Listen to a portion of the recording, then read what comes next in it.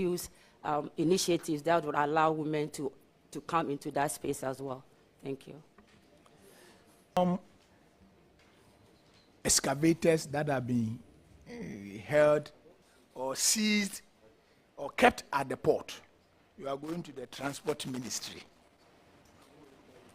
to assist your minister.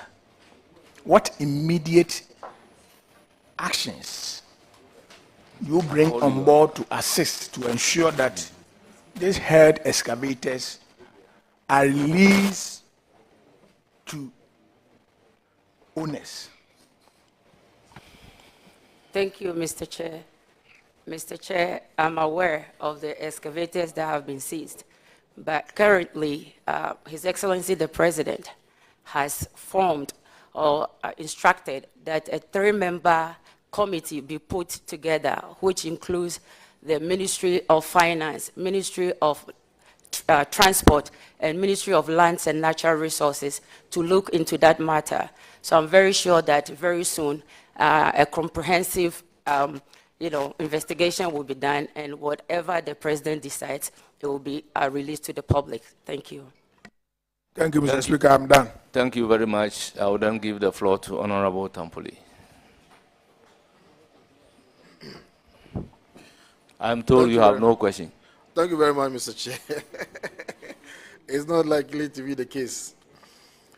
Mr. Chairman, I'd like to congratulate the Honorable Nominee, who is likely going to be a tenant in the office that I was a tenant in before. Looking at page 3 of your CV, I see your referees are Lieutenant General Augustine Blay, former Chief of Defense Staff, and the Papa himself, Archbishop Nicholas Duncan Williams. So your answers should be more or less with military and spiritual precision. It should be guided. Honorable Nominee, road traffic accidents, so rampant. I don't know, it could be, attributable to the design of our roads, rascality on the part of drivers, and so on and so forth, or any other reason. What innovative or groundbreaking ideas do you have for your minister in order to curb the rate of road accidents in this country? Thank you, Mr. Chair. Thank you, Mr. Chair. Mr. Chair, road accidents are very concern to the whole nation. Experts say that 80% of these accidents are caused by human factor. And so when I'm giving the nod, I would assist my minister to make sure that we'll put into place measures that would curb that. For instance, by educating the general public, also making sure that we have emergency response system, effective emergency response system. We also need to put up signage, clear signage, and also put in place like cameras that will detect speed limits and all that. But most importantly, making sure that we enforce the existing laws and regulations to make sure we strengthen them so that it will curb the accidents on our road. For instance, I see these bigger trucks. They cause most of the accidents. They destroy our roads and also cause more accidents because if you go to the US, for instance, they have like a weighing station whereby when they move from one place to the another, they will stop, weigh the goods they are carrying, and if it's too much, they will take some. Over here, we don't have it in Ghana, and even if we do, the laws are not being enforced. So like I said, I will support my minister to make sure we implement or we enforce laws that would curb the accident on our roads. Thank you. Thank you, Mr. Thank you very much. I'll take you to electric buses. Electric buses. Sometime in November last year, Metro Mass received 10 electric buses. under the auspices of the Ministry of Transport. The contract at the time was for 100 buses. The need for those buses, have you done any, research to know the impacts of those buses in terms of the ticketing price vis-a-vis the vehicles that are using diesel especially, and to advise whether or not we should continue to bring in more of such buses? Do you think they are necessary for us to have more of them in the system? Thank you, Mr. Chairman. Thank you, Mr. Chair. The introduction of the electric buses are very important because they are environmentally friendly and cheaper. Like you said, 100 were ordered, I was told, but 10 were received. And out of the 10 currently, is only 4 that are working. The other 6 have electrical issues or charging problems, which my minister has worked on that and resolved it. And so it's a very good initiative. Education has taken place. 13 regions have had that education. And so when I'm giving the nod, I'll support my sector minister to make sure that we visit the rest of the regions and educate the public, because it's cheaper, like I said, and it's also environmentally friendly. Thank you. Thank you, Mr. Chair. Mr. Chair, the minister is sitting too close to the nominee. I think he wants to be guiding her, but she's capable, Minister. Please. She is very capable. Please, you are to ask question. Honorable Tampoli, we have a third day. Mr. Chairman, my last question. The railway workers have recently, embarked on some kind of sit-down strike. Your ministry portfolio has been enlarging by the addition of the railway sector to the ministry. Now, the railway line from Tema to Mpakadam, is it still operating? And if it is operating, what are the solutions to the strike action that have been embarked upon by the railway sector workers? And if they are not operating, what do you plan to do, especially to help your minister to be able to get them back on stream? I thank you, Mr. Chair. Yes, Honorable Nominee. Thank you, Honorable Chair. The railway, the Mpakada railway station or railway place will be operating very soon. I had a little briefing with my minister, and he said very soon it will be in operational. It will be in, it will start being operated. So, Mr. Chairman, I have no further question. Thank you very much. Thank you, Mr. Chairman. And I will then proceed to give the floor to Honorable Ajay. Thank you, Chairman. Nominee, congratulations. thank Chairman, you, Mr. Chair. I've known the nominee to be very diligent. She's one who is affable. I'm saying this because I'm the caucus chairman, and she's one of the women who have always sought for the interest of women and the youth. So, nominee, I've seen that in your CV, you were the deputy ranking for lands and natural resources from 2024 to January. The ministry, with reference to railways, have issues and challenges with land encroachment and many more. Will you avail yourself to the minister of your vast experience in land management to ensure that titling and control of encroachment have been managed properly? Thank you. Thank you, Honorable Chair. Mr. Chair, those are purely administrative issues, and I'm not at the ministry yet. When I get there, when the committee approve me and I get there, I will assist my minister to make sure we look into those issues and resolve them. Thank you. Mr. Chairman, I don't think that I need to bother my wonderful and smart lady from the region, other than to commend her and again to congratulate her on this appointment. So I also want to know from you, this is not a question, but to admonish you. There's so much of youth involvement these days in politics and in governance. Will you avail yourself to the minister, providing him with all it takes to help manage some of the women and lady issues in the ministry? Because, you know, for the Ministry of Transport, we have the Civil Aviation, Maritime Authority, and many more. A lot of young women there, and women empowerment that has to come on board. Please, will you avail yourself to the minister to use that competence of yours in these areas? Thank you. Honorable James, you say you will not ask question, you will just admonish. But you have ended up asking a question. Honorable nominee, you are respond. Yes, I will. I'll make sure that I avail myself and work with my minister to make sure that we help in that regard. Thank you.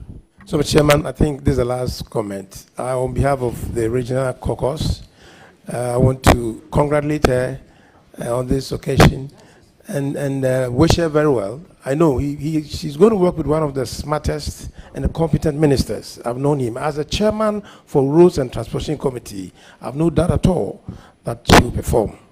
So, thank you so very much. Congratulations once more. Thank you, Honorable Ajay Mensah. I will proceed to give the floor to Honorable Elikplim Akurugo. Thank you, Mr. Chair. Congratulations, my sister. Thank you. Thank you, Yes, Mr. Chair. Many say you are not approachable, you are not friendly. When you meet them, even at the lobby, you just pass by them. I want to find out, how are you going to work with people in the ministry, and how is your working relationship going to be with your subordinates in the ministry? Thank you. Thank you, Mr. Chair. I really don't know. And then, of course, they really don't know me, because anybody that knows me knows that I'm very affable, I'm loving and caring, and it translates in whatever I do, even in my constituency. I mean, they know me to be down-to-earth person, and so I know I'll work very well with the ministry that I'm going to. Thank you. Mr. Chair, that is all for now. Congratulations, my sister. Wish you all the best. Thank you. I will proceed to give the floor to Honorable Chiwete. You have the floor.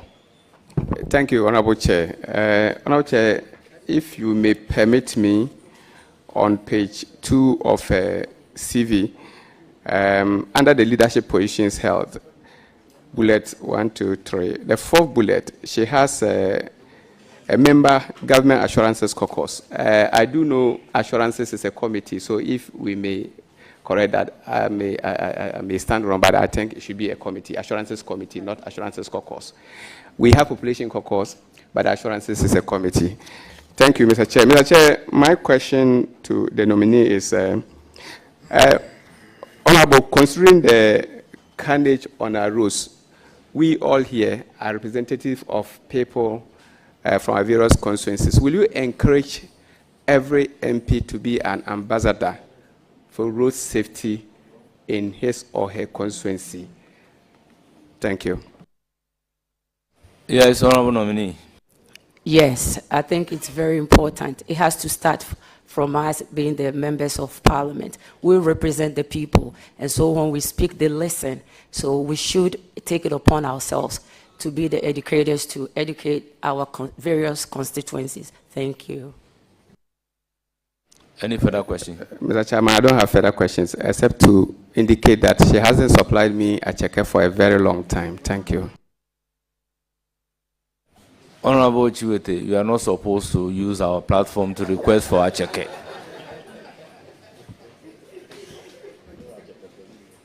Alaji Omar, you have the floor. Thank you, Chairman. Honorable nominee, congratulations. Thank you, Mr. Chairman. Thank you. I think I have only one question for you. And it has to do with the ministry that you are going to. What practical strategies will you recommend to tackle the encroachment on transport infrastructure in the country? Thank you, Mr. Chair. Like I said earlier, those are purely administrative issues, and so when I'm giving the nod, I will assist my minister to make sure we put in place or we find solutions to that. Thank you. I wish you well. Thank you, Mr. Chair. Thank you very much, Honorable Uma. Yes, I will proceed to give the floor to Honorable Patrick Yabuama.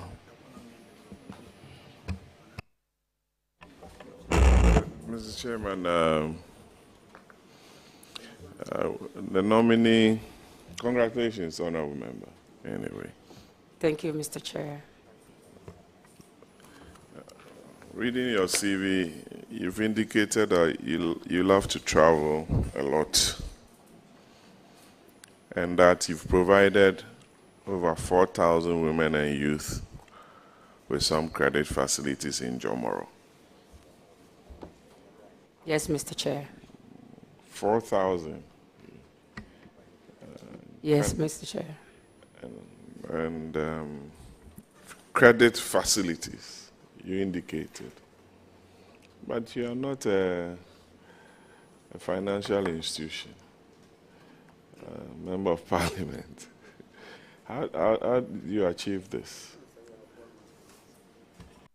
So it was a program I put together, but I did it through the Jomoro Rural Bank. So I was more so like a guarantor. I guaranteed the loan, and so they were paying it through the bank. So it was a loan from the bank, but there was no interest, nothing. And I was able to do that for about 4,000 women in my constituency. That's very impressive. My last and final question, Mr. Speaker. Mr. Chair, you went through a lot. The Citizenship Amendment Act to the Constitution is the 1990 Constitution of the Republic of Ghana Amendment Act 96. And it details those who qualify to hold certain positions, including members of parliament. Last night, social media was awash with the president nominating a South Korean national to be our ambassador to the Republic of South Korea. I know I've checked, and I realized that the gentleman has handed in his passport to the High Commission. You went through some turmoil with your citizenship, and I'm sure it took a toll on you during your term as a member of parliament. Can you tell us a bit about what you went through, what necessitated that, and your advice to people who may be sitting around the table with dual nationality and other documents that they've not disclosed to Parliament? Mr. Chair, that's my last question, but I want to wish you the very best. God bless you. Thank you. So, Mr. Chairman, it wasn't easy for 2.5 years. I was back and forth, from court. It wasn't easy at all. It's something I wouldn't wish it on anybody. But since it's been closed, the case is closed in court, I don't think I want to go into detail on that. But what I can say is that it was not easy for me, and I thank God that at the end of it all, I was able to sail through successfully. Thank you. Thank you very much. Honorable Jerry Ahmed Shaib, you have the floor. Thank you very much, Chair. Chair, I want to first of all congratulate the nominee and also wish her well. But Chair, I have a few questions. The first one is on the very high clearing cost and port congestion. I think they move or work hand in hand. The fact that the clearing costs at the ports are high, people are unable to clear their goods. And this is a major problem for the Ghanaian people. As you go in as Deputy Minister, do you have any ideas, any plans you intend to share with your minister so that we take care of this high clearing cost and congestion? Congestion to the extent that some containers cannot even be found. We saw the Minister of Energy come to make such a... So can you please come up with some suggestions as to how to, as it were, reduce the high clearing cost and consequently high congestion at the ports? Thank you, Mr. Chair. Mr. Chair, I'm aware of the high cost that Honorable Leader is talking about, but it's a concern to His Excellency the President. He wants businesses to thrive, and so it's something that he's working on it with my sector minister. And so when I'm approved, I will, with his directive, we'll put our heads together and take directives from His Excellency the President and see how best we can resolve the congestion and the high taxation that you're talking about. Thank you. Any further question? Yes, follow up on that one. So with this, it's come to our notice that some vehicles that are of a certain year, maybe 10 years, and so we are in 2025, so a vehicle that is about 2014 or 2012, there are some extra charges or penalties, and that amounts to some high cost. So some of these cars are still kept there. Would you, as a nominee, make a proposal that, or suggest to your minister that, and perhaps to the president, that we should perhaps let these penalties be waived so that people still can clear their vehicles? Yes, Mr. Chair, I will do that, but it will be at the discretion of my sector minister and His Excellency the President. But definitely, I'll make those suggestions and see how best we can work together on that. Thank you. Thank you, Chair. Chair, my second question, I know the nominee to have traveled wide. I'm sure one of the places she may have gone to, which most of the people on the table may have been, is the UK, and the use of train. Therefore, I'm talking about railway. Do you have any other plans? Do you have any plans in getting Ghana enforce the use of railways? First of all, make sure we have railways all over the place, especially from Jomoro to Accra or Tema, especially for goods. You want to cut goods from Jomoro to Accra. Would you suggest to your minister and the president how we can perhaps put this out there and get railway functioning? Thank you, Mr. Chair. Yes, I will do that. Because, I think my suggestion, one of the things that when I'm giving the nod, I will work with my sector minister to look into is to open it up for private investment or investors to come on board to see how we can revamp the sector to make it viable to help us as a country. Thank you. Would you recommend a railway line from Jomoro to Tema? Yes, Mr. Chairman, I will. Because, I mean, it would help. Yes. Yes. Yes, I will. Mr. Chair, when the nominee was being sworn in, I could feel a very different accent. And in the subject matter and so all. You want to ask a question? And the bank. Yes, I'm asking a question, Chair. I want to be convinced that the nominee is a full-time Ghanaian and therefore can recite the national pledge.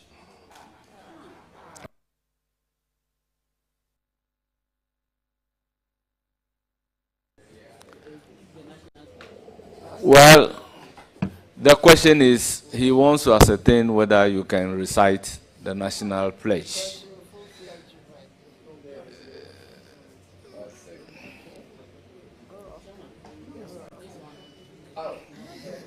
No, the question is, can you or you cannot? I can, but if you can waive the question for me, I can. Very well. Your question has been answered. Mr. Chair, I'll let it pass. Thank you very much. I will give the floor to Honorable Haji Aladi Ayamba. Thank you very much. Jerry, stop it. My dear sister, congratulations. Thank you. You know, they've been expecting that I'll tell you that congratulations and bye-bye. But I won't do that. You know why? Because, Chairman, let me restate this. They believe that we cannot speak the English language. That is why we go that way. They do not know that we do it on purpose. I've looked at your CV. I've listened to you. And I appreciate you, how far you have come. I know you will do and put up your best. Your responses sends a message. You have simply told me that you are just there because all your responses are that with the minister. You know where you are, you know where you are going to, and you know how you are going to do it. So I only wish you the best.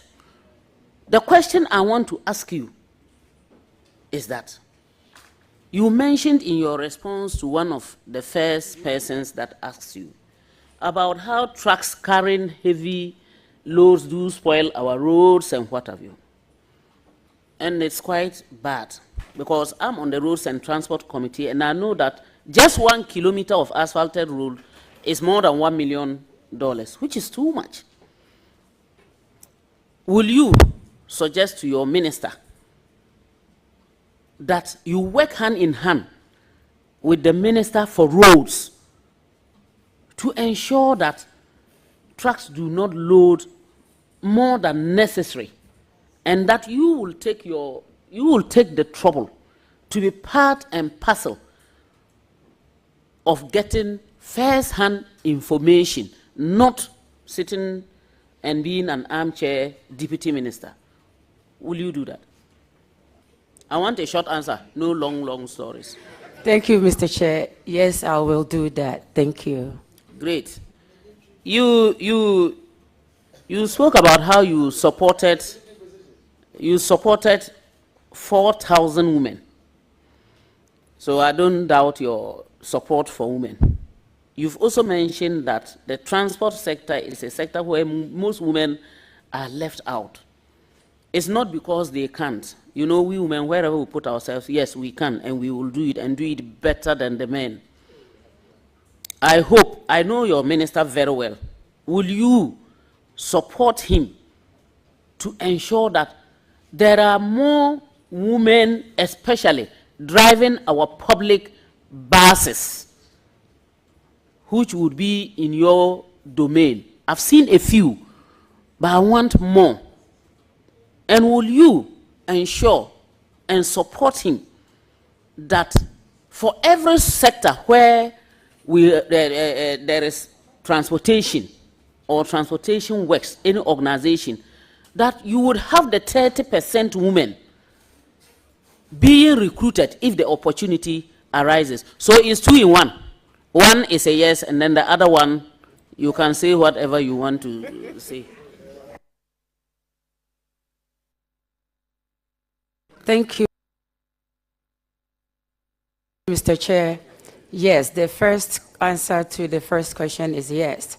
And the other one is I will definitely do that, to work hand in hand with my minister when I'm giving the nod, to make sure that every area that we can push to bring women there, I will do so. Like I said earlier in my introduction, I said I'm very passionate about women empowerment. So that is an area that I'm known for. Even in my constituency, when it comes to area of women and children and people with disability, I do not play with that. And so I will work hand in hand with my minister to make sure that we give the space to the women, and not just at the bottom, but at the decision level. Thank you.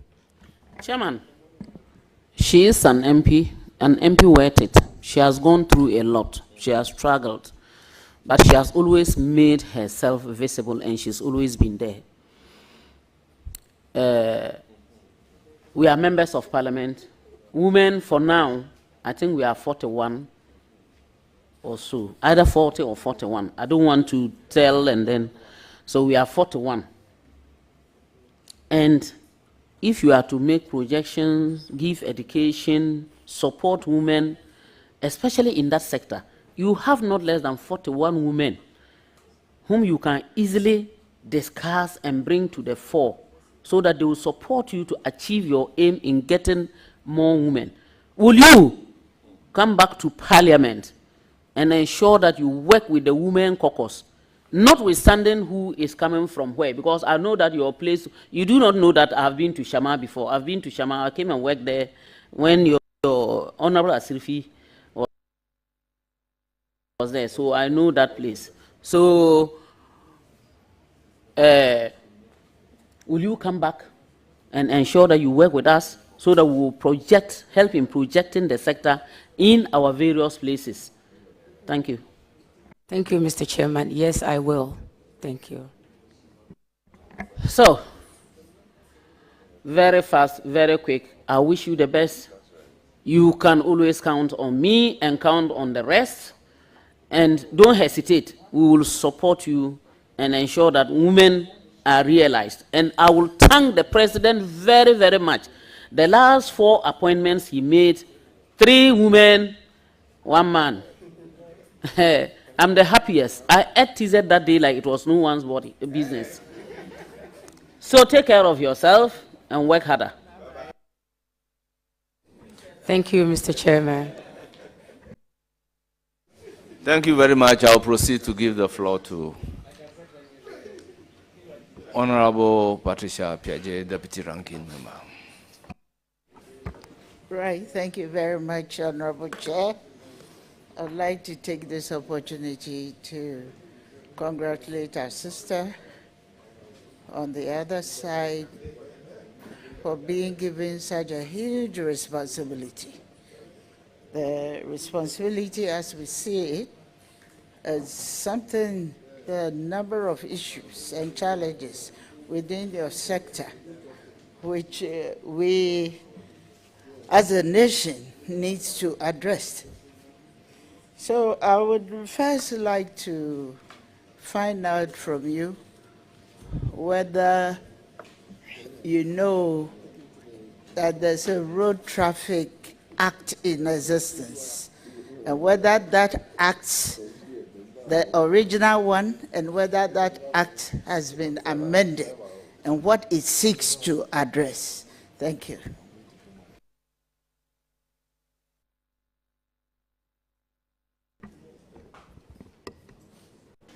As well. Thank you, Mr. Chair. I think I didn't get the question very well. If Honorable Patricia can repeat the act. I'll give you a brief about that.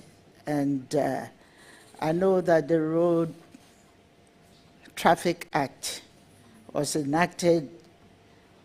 The earlier one is Act 683. And the subsequent one, the amended one, is the Act 761. The reason why I'm asking you this is that it has been amended because of the challenges within our transport system.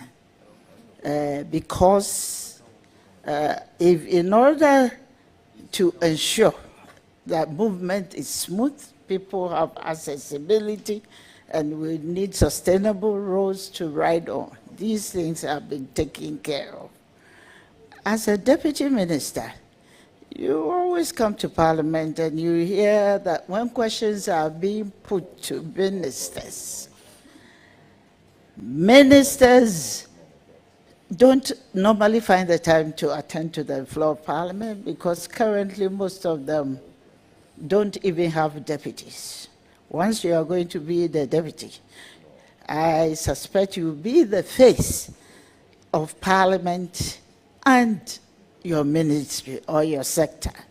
So I'm looking at the situation where we have enacted laws for movement of transport and all that. And all these enactments, all these laws are being flouted.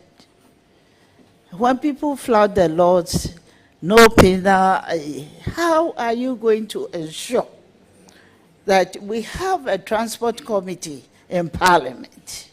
And therefore, there's the need to review these acts to give implementation of this thing to it.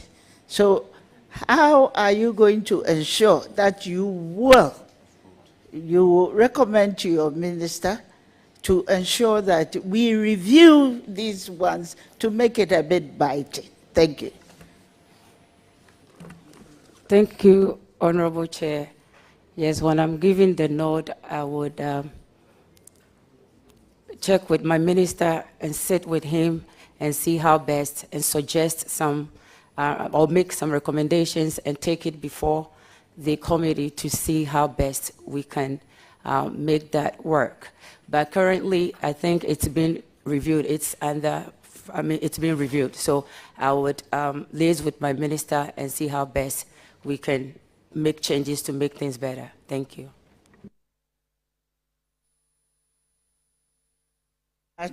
Honorable, the revised national transport policy emphasizes accessibility.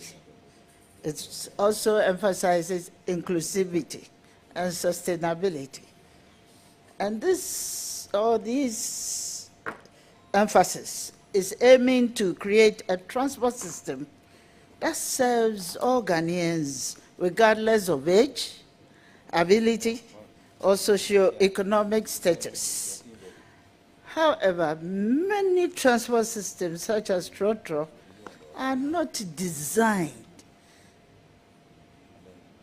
with persons to accommodate persons with disability. And you know our rural areas too, it lacks some connectivity. How would you assist your minister to ensure that transport policies prioritize inclusivity and sustainability, particularly for the marginalized groups and rural communities? Thank you, my sister. Thank you, Honorable Chair. Honorable Chair, when I'm giving the nod, I would, together with my minister, sit and see how best we can look into the challenges that you have mentioned and see how best we can make it work for everybody. So nobody will be left behind. Thank you. Thank you very much. Earlier on, a question was asked of you, whether, what recommendation would you make to your minister on the issue of electric vehicles? And you know the challenges that we have at the moment. Are you sure, the first question is, are you sure we have enough EVs or charging system? If we don't have enough, do you think it should discourage Ghana to reintroduce them and ensure the use of electric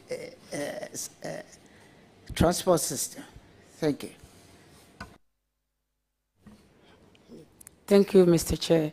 Mr. Chair, with the briefing I had with my minister, I was told that 10 buses are currently in Ghana. Of course, 100 were ordered, 10 were delivered. 4 of them are working. The other 6 has problems with the charging system, but he has resolved that and also made contact with the company that initially started. So they are making it better where it will be able to accommodate that. So changes have taken place. And so I will work once again with my minister to make sure that, because it's a good thing, like I said earlier, it's environmentally friendly and also cheaper. And so once we're able to sensitize the public and let them know the benefits and all that, I think it would work. So we'll find good companies that will be able to give us the best. So I'll work with my minister to see how best we can do that so that we can be part of the global world, because that is what everybody is transitioning into, and Ghana should be part of it. Thank you. Thank you very much, Honorable Nominee. You've answered excellently on this. So my next question I want to put to you is that what kind of transport mix would you recommend? Currently, look at our railway system. Do you think improving on our railway system and then looking at even the tram system, which will also require electrification, will be something that you will recommend in future for implementation in looking at our transport mix at this point in time? Thank you. Thank you, Mr. Chair. Yes, that is something that I'll consider and look at it together with my minister when I'm giving the nod to see how best we can revamp that sector, because it would benefit the country. Thank you. Thank you very much. I think your exposure to living in other parts of this world encourages you to have such a bright future for the transport system in our country. And I'm going to pray for you that you work at it and ensure that you will have a very wide transport mix and mobility will not be a challenge as we are facing now in the country. Thank you very much, and I think that's all that I have for you. Thank you. Congratulations. Thank you, Honorable Chair. And Honorable Patricia is a mentor to me. She inspires me a lot. Of course, all the women, ever since I came to Parliament, I've been emulating, learning from her. She encourages most of us, and she's part of the reason why, in Parliament, I'm able to do most of the things that I do. And so I want to take this opportunity to thank her as well for being a mentor. Thank you very much. I will give the floor to Honorable Ricket Kwaku-Hagan. Thank you, Mr. Chairman. Nominee, my sister, congratulations. Thank you, Mr. Chairman. I have no doubt in your ability, your competence, your resilience of what you've been through to do this job. Transport is a huge place. But then you have a very able minister who is also a member of this House. So I know you will be in good hands. Your job basically is to follow what your minister, who makes the policy, will ask you to do. And then be able to offer advice if he asks for one. But I know that you do a good job. The questions that have been asked here and the answers you've given, I have no doubt that you do well. Congratulations. Thank you. Thank you, Honorable Chair. Thank you very much.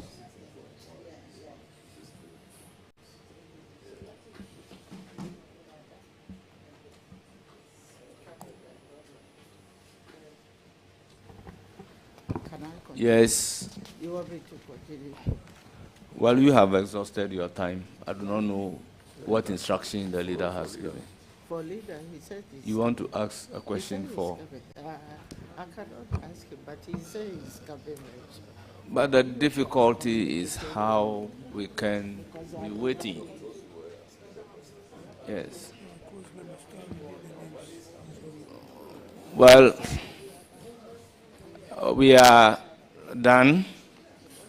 I will use the opportunity to congratulate you and thank you very much for attending upon the committee and responding to questions. We would acknowledge the presence of your revered guests and thereafter you are discharged. You hear from the committee. Thank you, Honorable Chair. I'm most grateful. Thank you very much, Chair.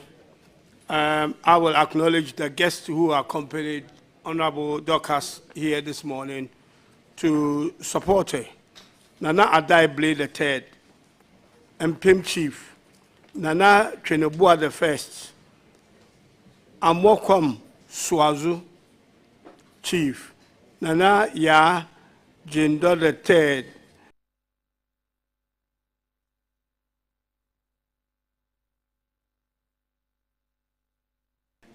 Ghana Nungwa Queen Mother,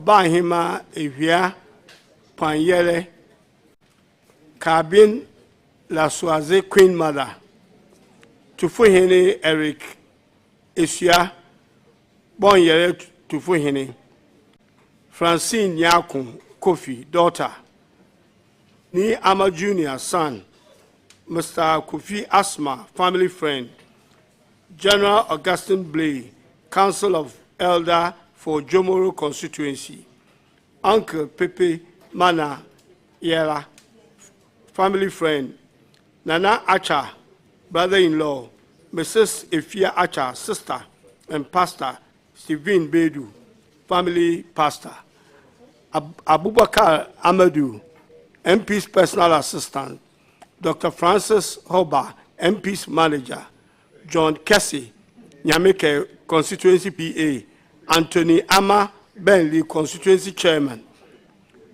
Honorable Benedict Bwedi MCE, Emmanuel Ndaku Bentley constituency secretary, Agnes Nwia constituency woman organizer, Nana Toku NDC Western Region chairman, and last but not the least, Charles Edu Fojo, NDC Western Regional Organizer. Thank you very much, and thank you for coming. Well, all regional chairmen, you are duly acknowledged. I'm reading from here. Thank you very much for coming. Honorable nominee, you are hereby discharged. Our second nominee should be in readiness to take the chair.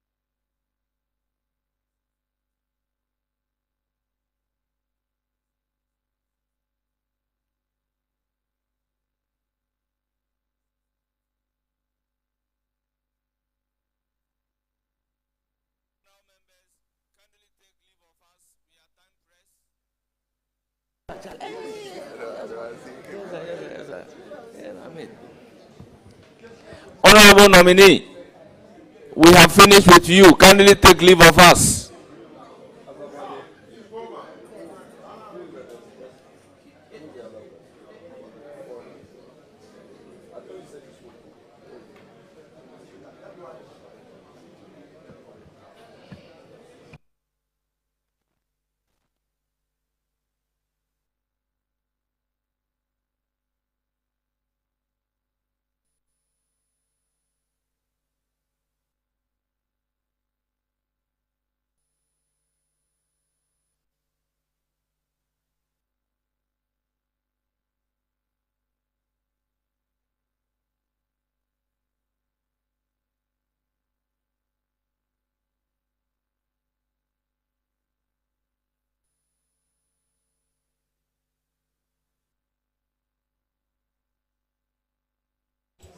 Honorable members who want to take photograph, we have another nominee to take. May you take the photograph outside.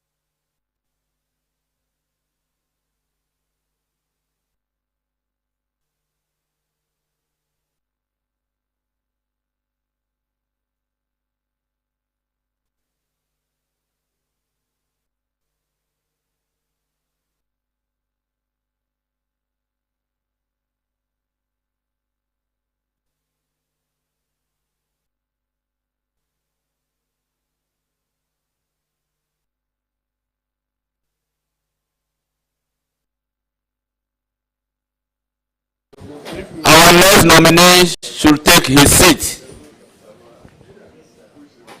Honorable Jachi Kwesi.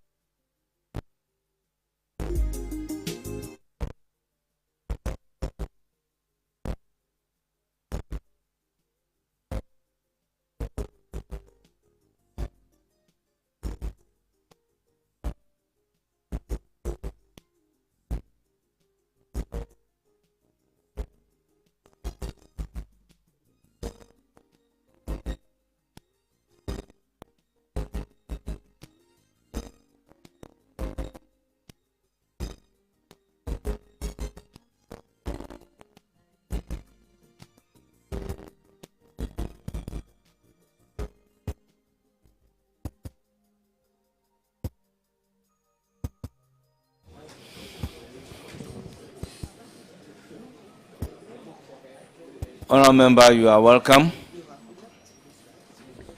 Thank you, Chairman.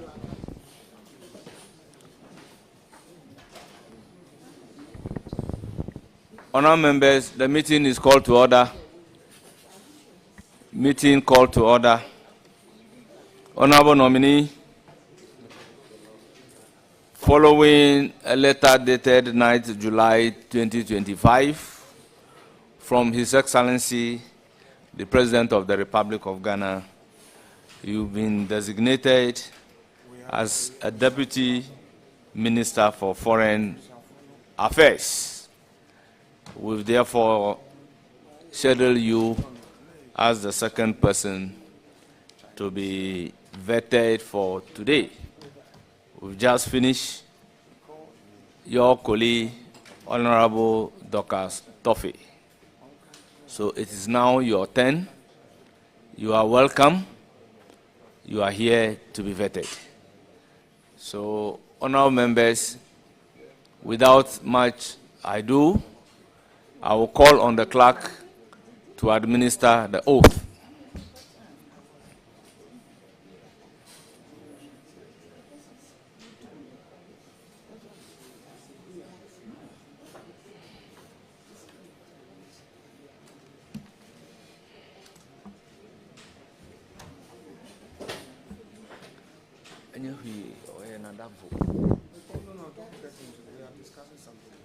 Okay, okay.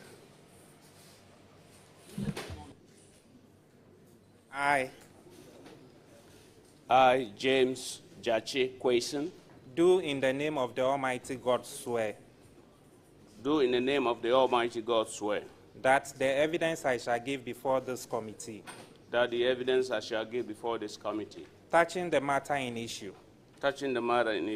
shall be the truth, the whole truth, and nothing but the truth. So help me God. So help me God. Thank you. Thank you.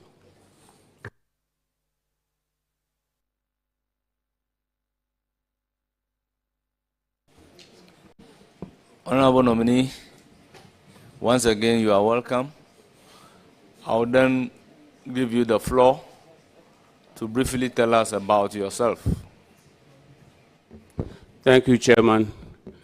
I would like to ask Chairman if I can, with your permission, just observe a few seconds of silence in memory of our late colleague, Ernest Yakumi,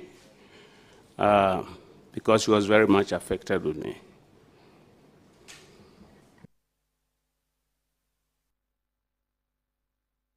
Yes, permission granted. Thank you, Chairman. Shall we rise to observe 1 minute?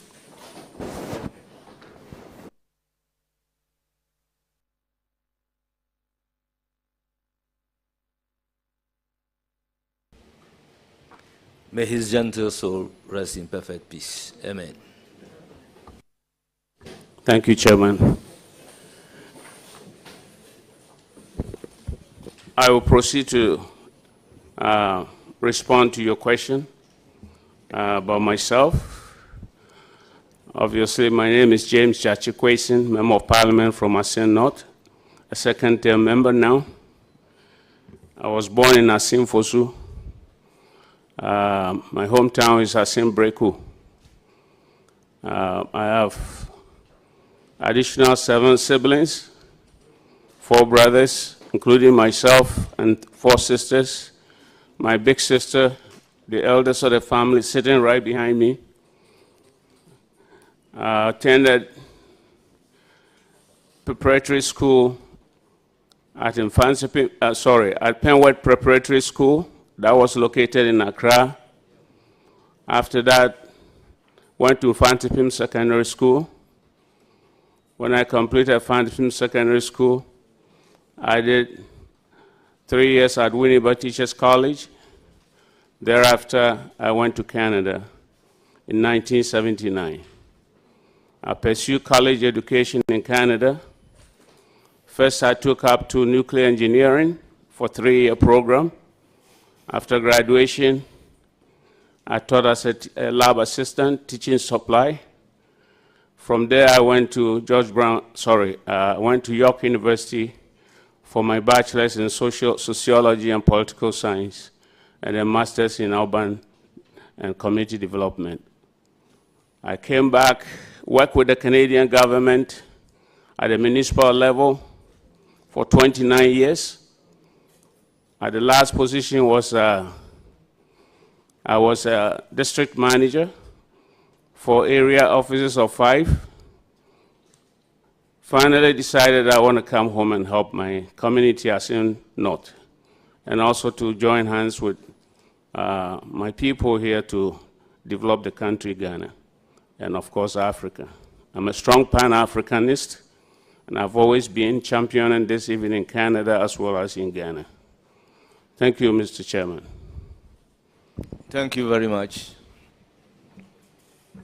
We shall proceed with vetting by asking you questions, and we humbly urge upon you to provide answers to the questions posed to you. Starting from the subject matter committee members, I will proceed to give the floor to Nana Addo Kenneth. You have the floor. Thank you, Mr. Chairman. I want to, first of all, congratulate the nominee for this appointment and to wish him well. I would first want to find out from him how he's going to help his minister, since the minister has talked about economic diplomacy. How is he going to help the minister promote Ghana's economic interests abroad and attract foreign investments for the country? Thank you, Chairman. It's a very important question. Ghana, as we all know, has been champion of Black Africa, the Black Star. And that is one of my fundamental beliefs. I know I'm moving into a sector that has a minister, and Minister Blackwell and I have a very good relationship dating back from 2021, and I'm very sure that we will be able to forge together a good understanding and working relation in line with the policy of the various departments under our ministry. Thank you.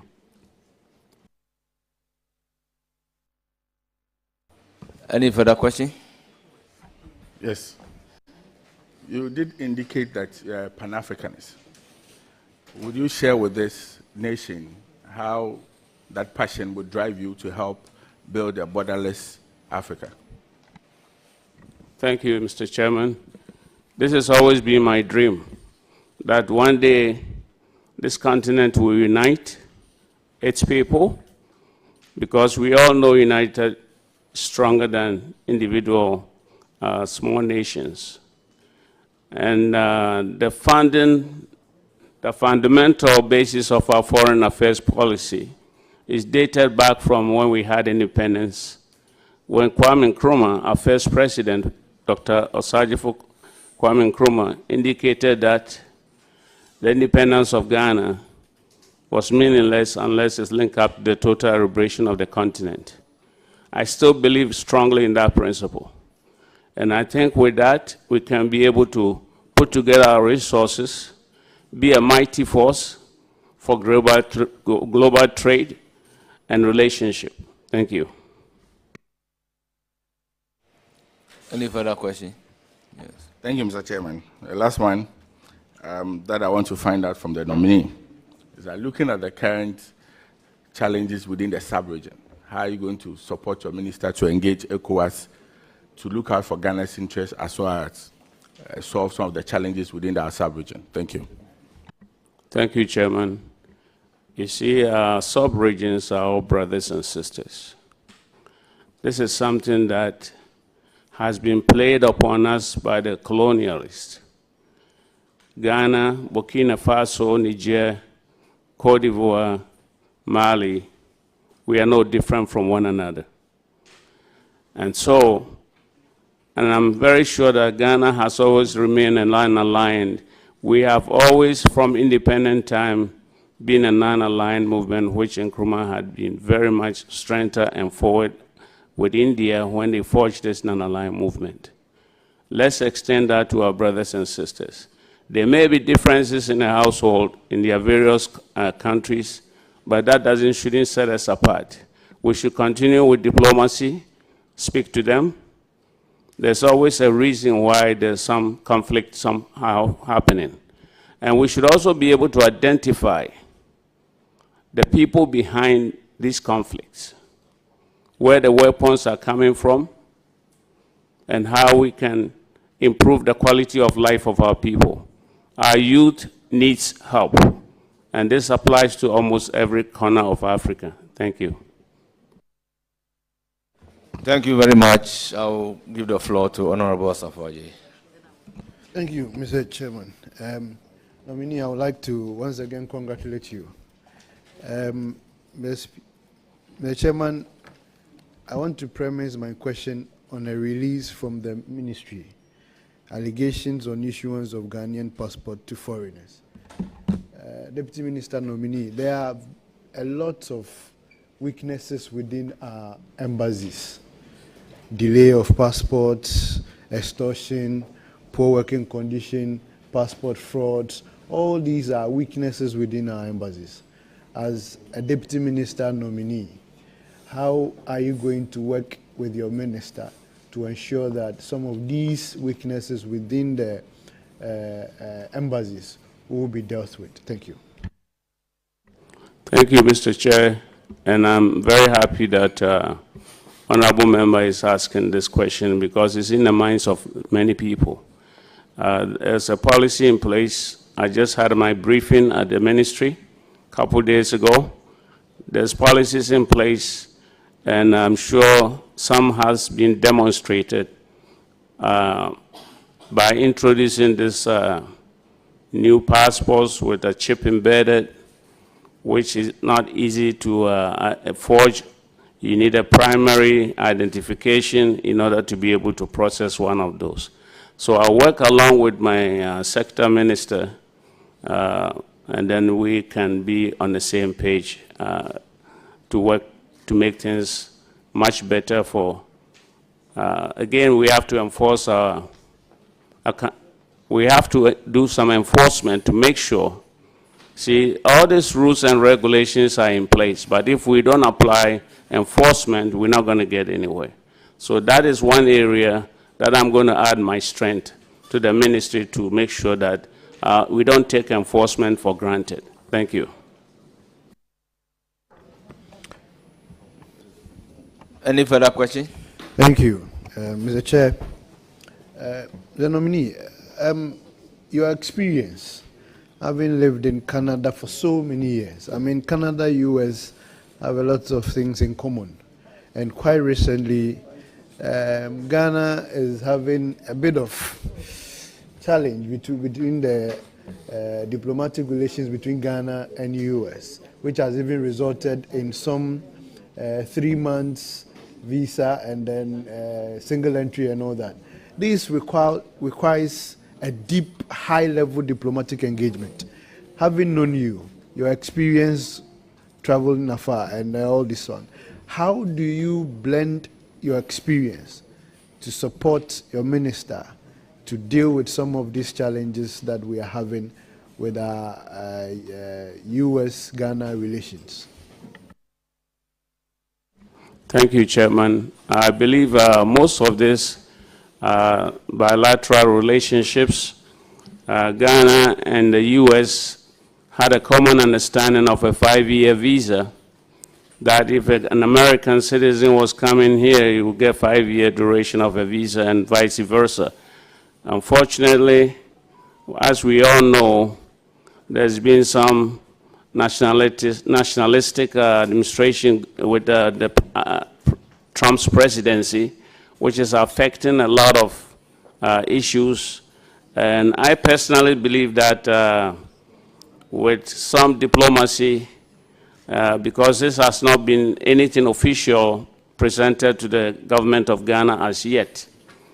So we are just going to have to apply and intensify our diplomacy to make sure that we're able to reciprocate this. And of course, if things are not working in our favor, we also have other tools we can work with. So I want to assure you that I will be working closely with Minister Brakwa with my experience and exposure to make sure some of these things are addressed. Thank you. Thank you, Mr. Chairman. I once again want to congratulate you and also admonish that, I mean, your composure and your temperament would be a good blend to your minister, so that at least the ministry will have some very cool atmosphere around the ministry. I would want to congratulate you once again and wish you well. The committee would also be willing and ready to help you perform. Thank you. Thank you, Chairman, and I want to thank my colleague here. Thank you. I will give the floor to Honorable Seidu. Dapla, yes, Vice Chairman, Foreign Affairs Committee. My senior brother, Uncle Kwesi, congratulations. I would not ask you a question, except to commend you for your determination and tenacity to hold the fort since you veered into the political arena of Mother Ghana. I know you've gone through a Herculean task in this career. I have been very close to you and I've interacted with you. I know you are going into the ministry to support your boss to deliver the mandate of Ghana's foreign policy. And I have no doubt that if you get the blessings of this committee, you will deliver. You will give that support to the Honorable Ablakwa. The two of you, I know you can gel very well. So for me, it's just to say that God will give you the energy, the resilience to support your boss to deliver on Ghana's foreign mission policy. And that is all that I want to tell you. Thank you so much. God bless you. Thank you, Chairman. Honorable Thanks for your comment. I will then give the floor to Honorable Van der Poy.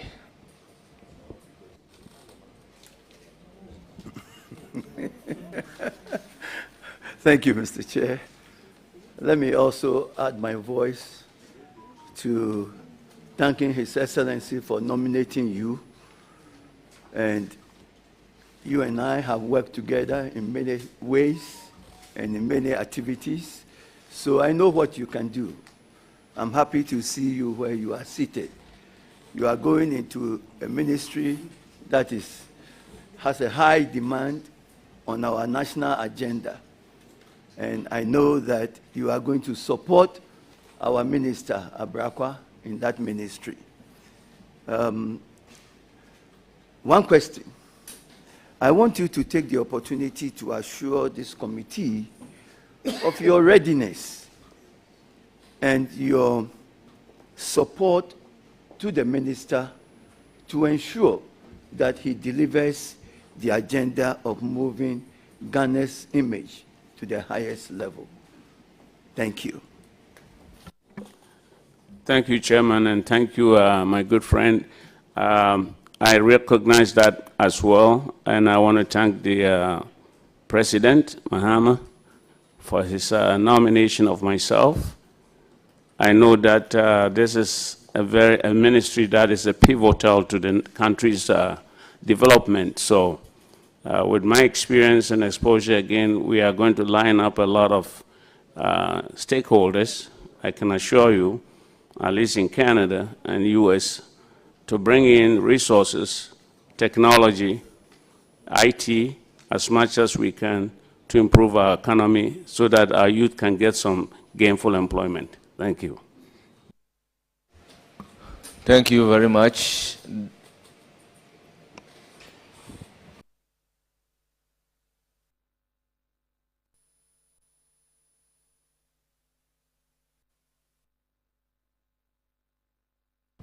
Yes, Honorable Aliklim Akurugu, you have the floor. Thank you, Mr. Chair. Congratulations, Uncle, as I affectionately call you when I meet you in the chamber.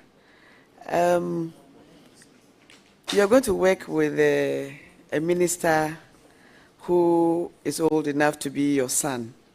How are you going to cope with him? Thank you. Thank you, Chairman. I know Africa has a very extreme culture where children listen to their parents.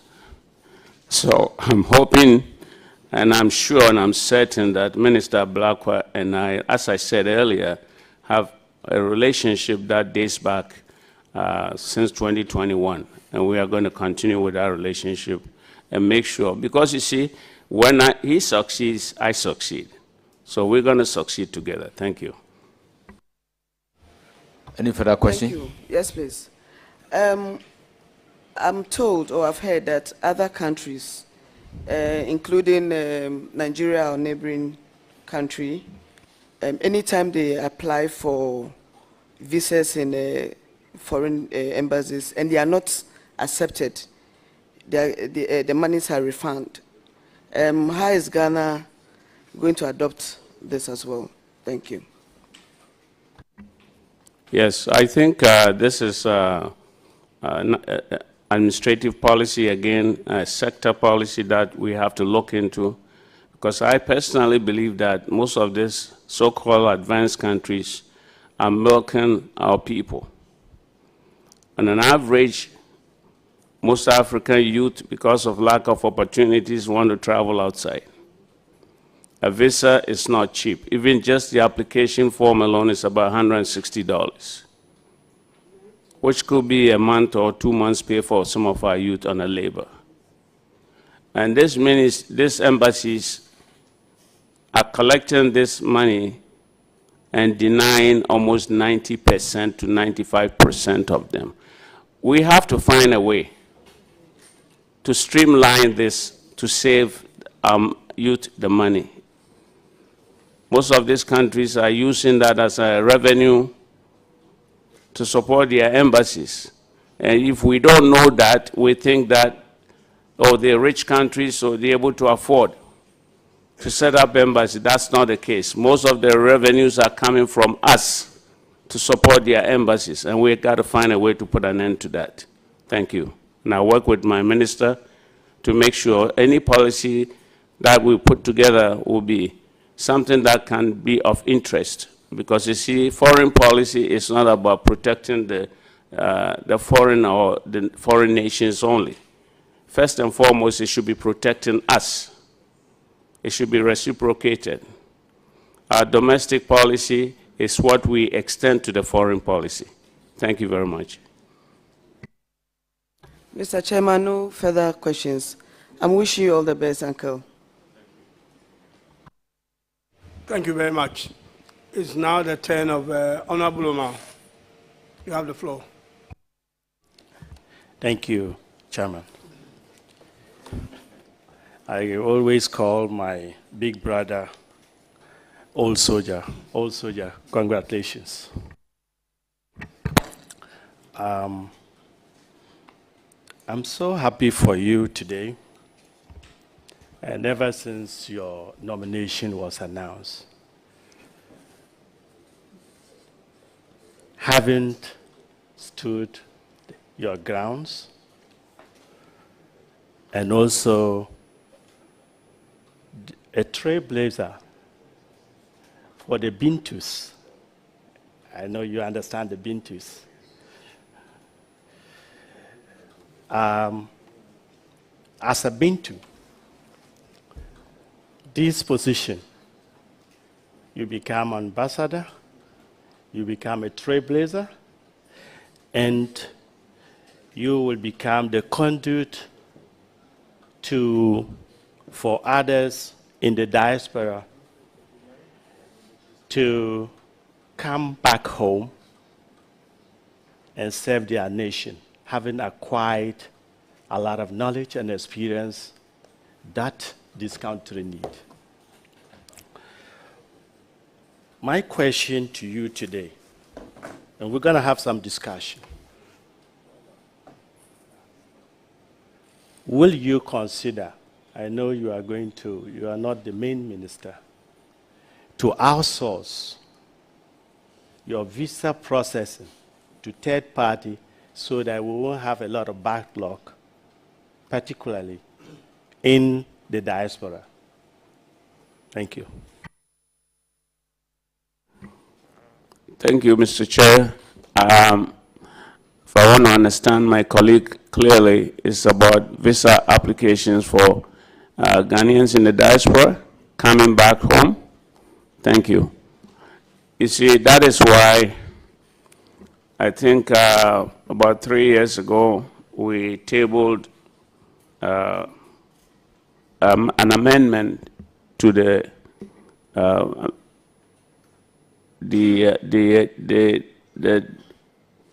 not the visa applications, but we did table, if I recall, refresh my memory, that dual citizenship amendment bill. This is something that we have to take very important as a nation, because we look at our GDP and remittances from the diaspora alone is one of the major contributors, along with our gold and our cocoa. Those are the three leading income, the GDP for the nation. And to just look at that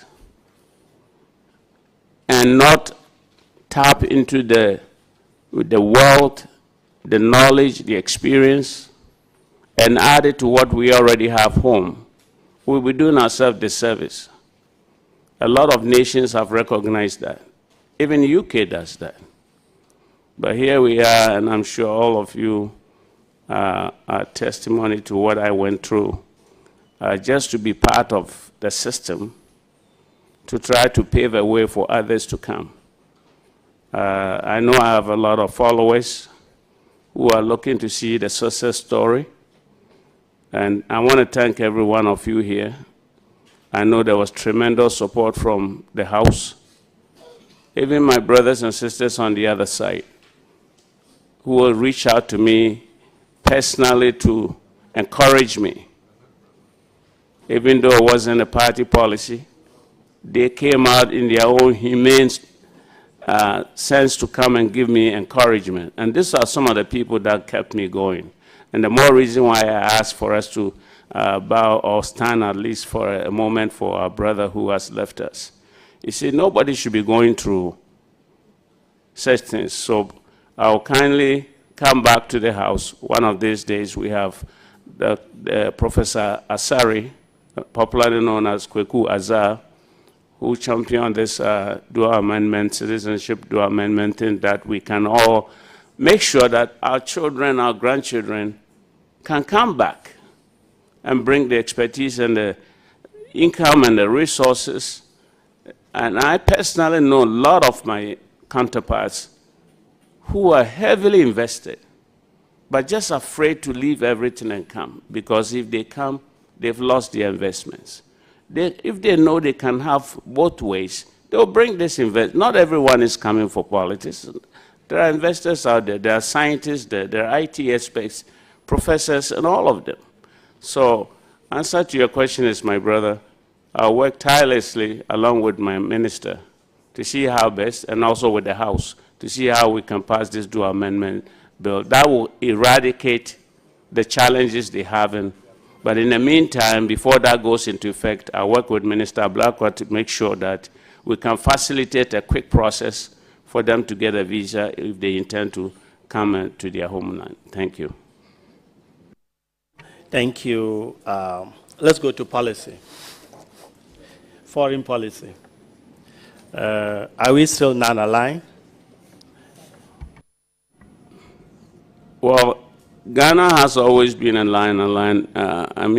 From foundation, from our Independence Day, thanks to our great visionary, Dr. Kwame Nkrumah Sajifo, when we got independence, he was championing an aligned movement.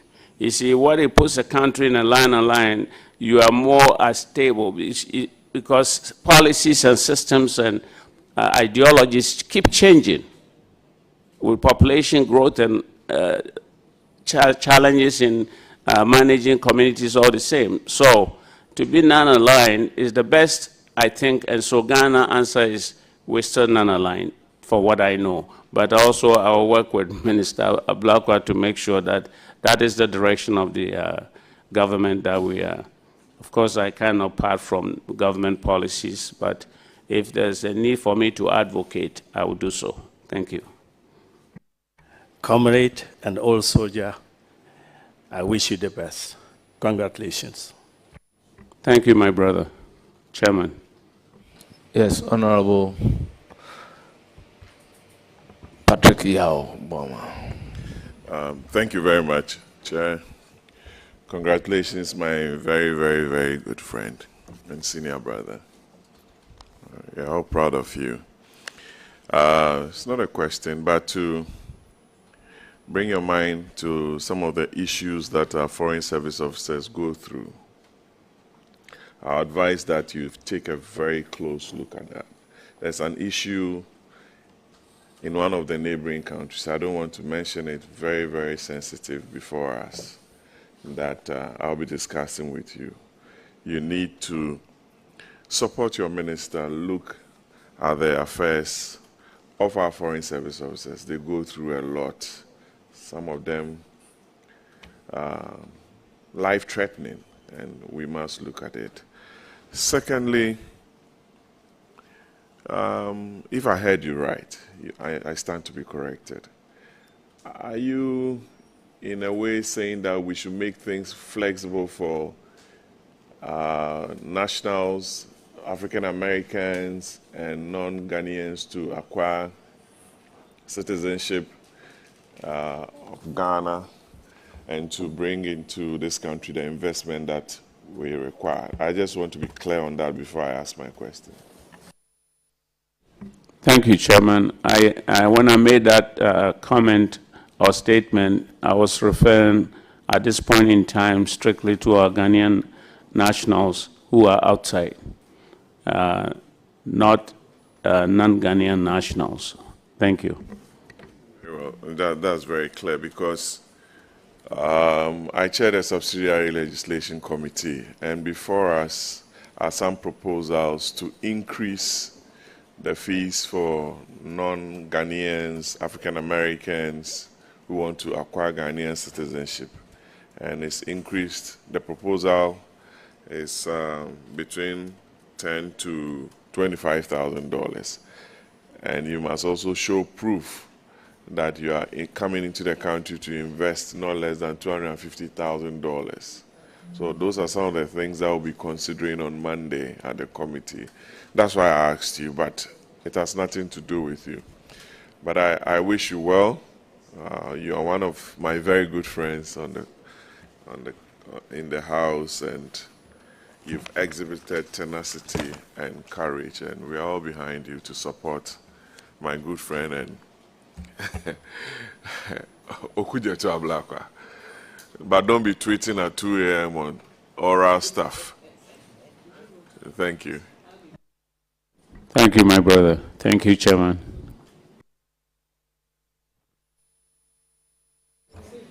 Thank you very much, Honorable Patrick Obama. I'll give the floor to Honorable Haji Aladi.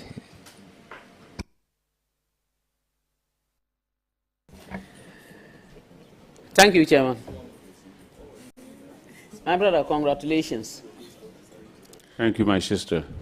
Your appointment is well deserved. What I recall about you is when we were at Asin North and then the rain was pouring down so heavily. You were drenched in your T-shirt and we were also struggling and trying not to slip and fall. We said, God, just help us. And he did. You are a fighter, you fought. I think I had the courage, but I don't have your type of courage. But I know where it is coming from. Continue to have that courage. You are going to be the Deputy Minister for Foreign Affairs, and the one you are going to deputize is someone who is so open, very open. He says it as it is.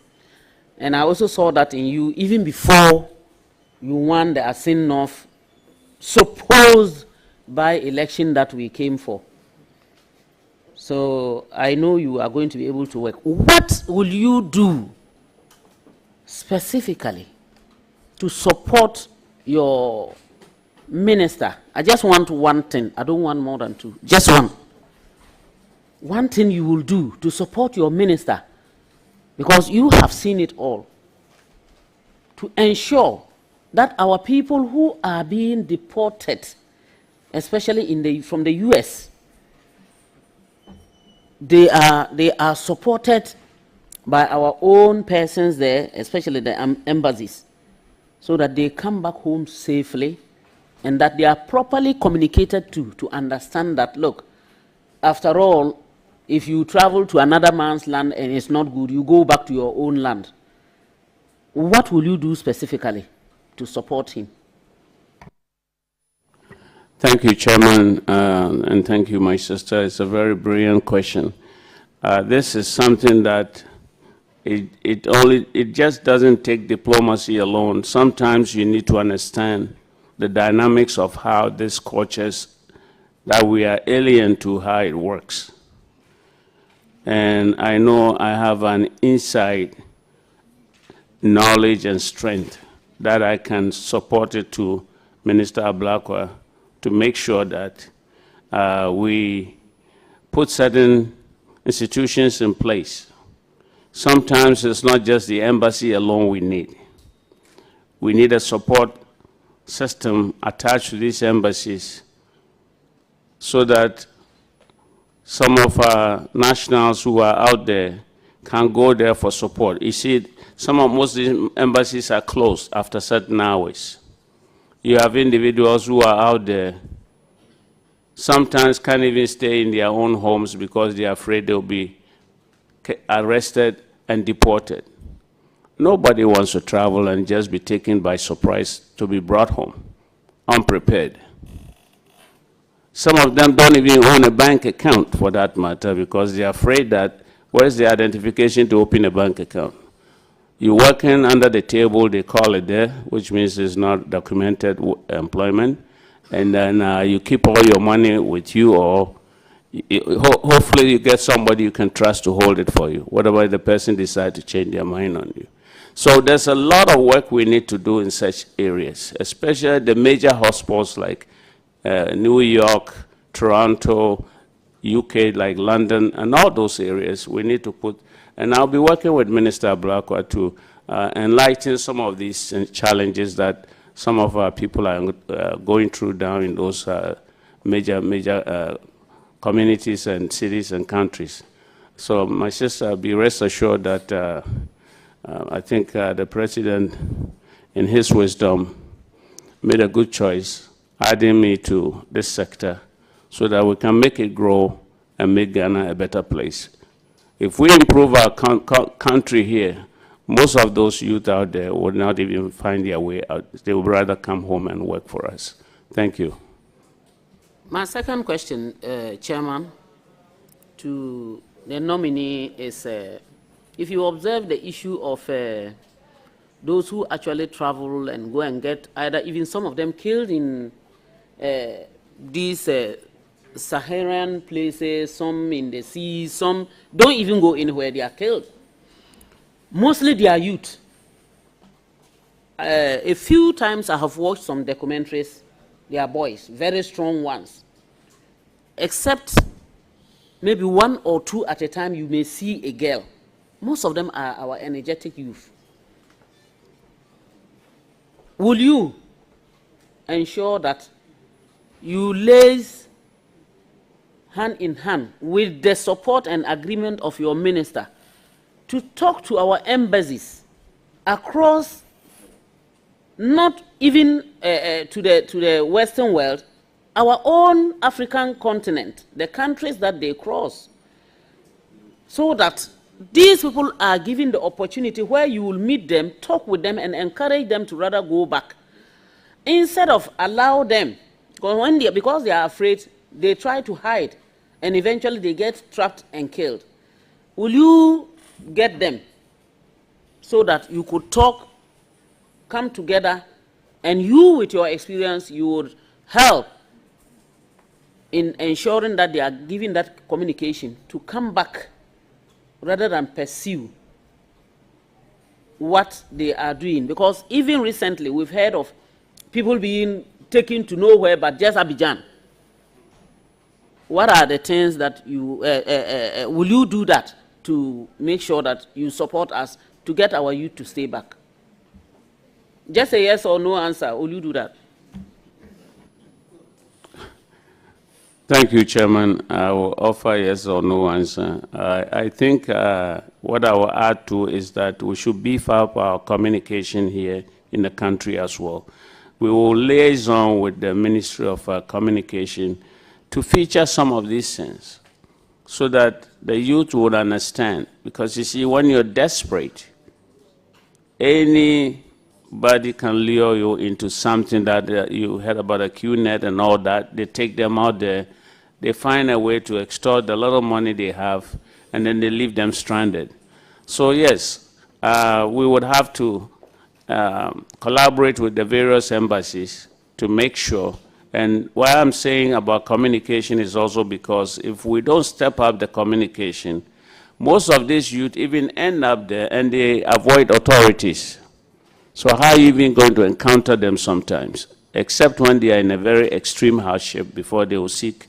But then we should be able to have some counselors attached to our various embassies who can counsel this youth, whilst at the same time, we're also stepping up our communications in the country. If we can engage with the media houses to let them explain such challenges that some of these youth will go through. And you are right, my sister. I read about these things in the Sahel Desert. There was some family that came to Canada. It was very bitter winter. By the time they crossed the snow, it was winter time. A couple of them, their legs had to be amputated. How would you travel to just go lose your, physical being? So we will work along those lines with Minister, and then I'm hoping that the youth will understand better now. Thank you. Thank you, Chairman. Last but not the least question, the issue of passports. The acquiring of passports by most Ghanaians is still a difficult one. I'm not talking of cost. I'm talking of process.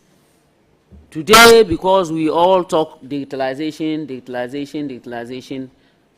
we tend to forget that some of us are BBC, born before computers. And most of our people in our communities are people who even do not know how to go onto the computer, let alone to apply for a passport. But we have that problem. And that notwithstanding, the whole of the Upper East will have to travel to Tamale before you get a passport. What will you do to ensure that there is decentralization of passport offices? Thank you, Mr. Chair. And I think my sister has hit the nail on the head. Thankfully, I was at the Ministry of Foreign Affairs 2 days in a row to get some briefings, and I was informed that they are opening passport application centers. Almost the mandate is to get it in every region.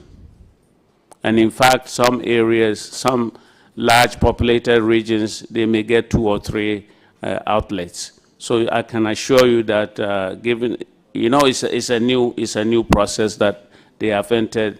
Now we have I believe 2 to 3 weeks, passports are ready to be issued. The challenge they said they were having is about delivery because of the way our address system is, and also the courier service that they have to use. So sometimes that is the only challenge, but they are working on it to make sure that almost every region should have an outlet.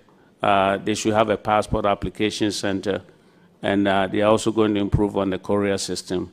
And I'll work with Minister Blakwa at the same time to make sure that we are in this together and encourage it, because that should be the order of the day. Nobody should be traveling all the way from, say, Posiga to Kumasi or to Tamale for a passport.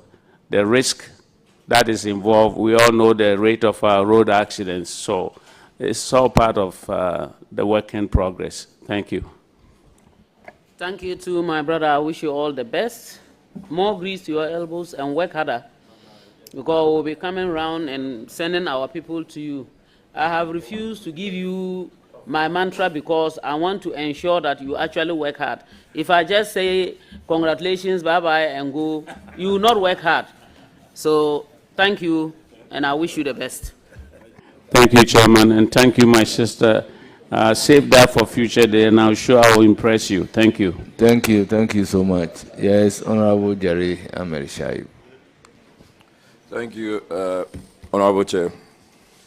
Honorable Chair, the nominee is my very best friend in Parliament. He's a very well-composed person. He knows I don't joke with him. It's just that we are in the line of duty, so I'll be very nice to him. I said I'll be very nice to me. Listen, you're always looking for trouble. I commend you highly for this nomination. I just want to ask you a few questions.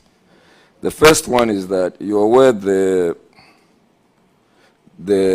embassy has been closed in Washington, and it was opened and the people were asked to come back home. So all the staff who came back home, we are told, are still at home. Were you briefed yesterday on this, and do you know if the ministry has any plans to have them go back to any new postings, and how soon the ministry intends to do that?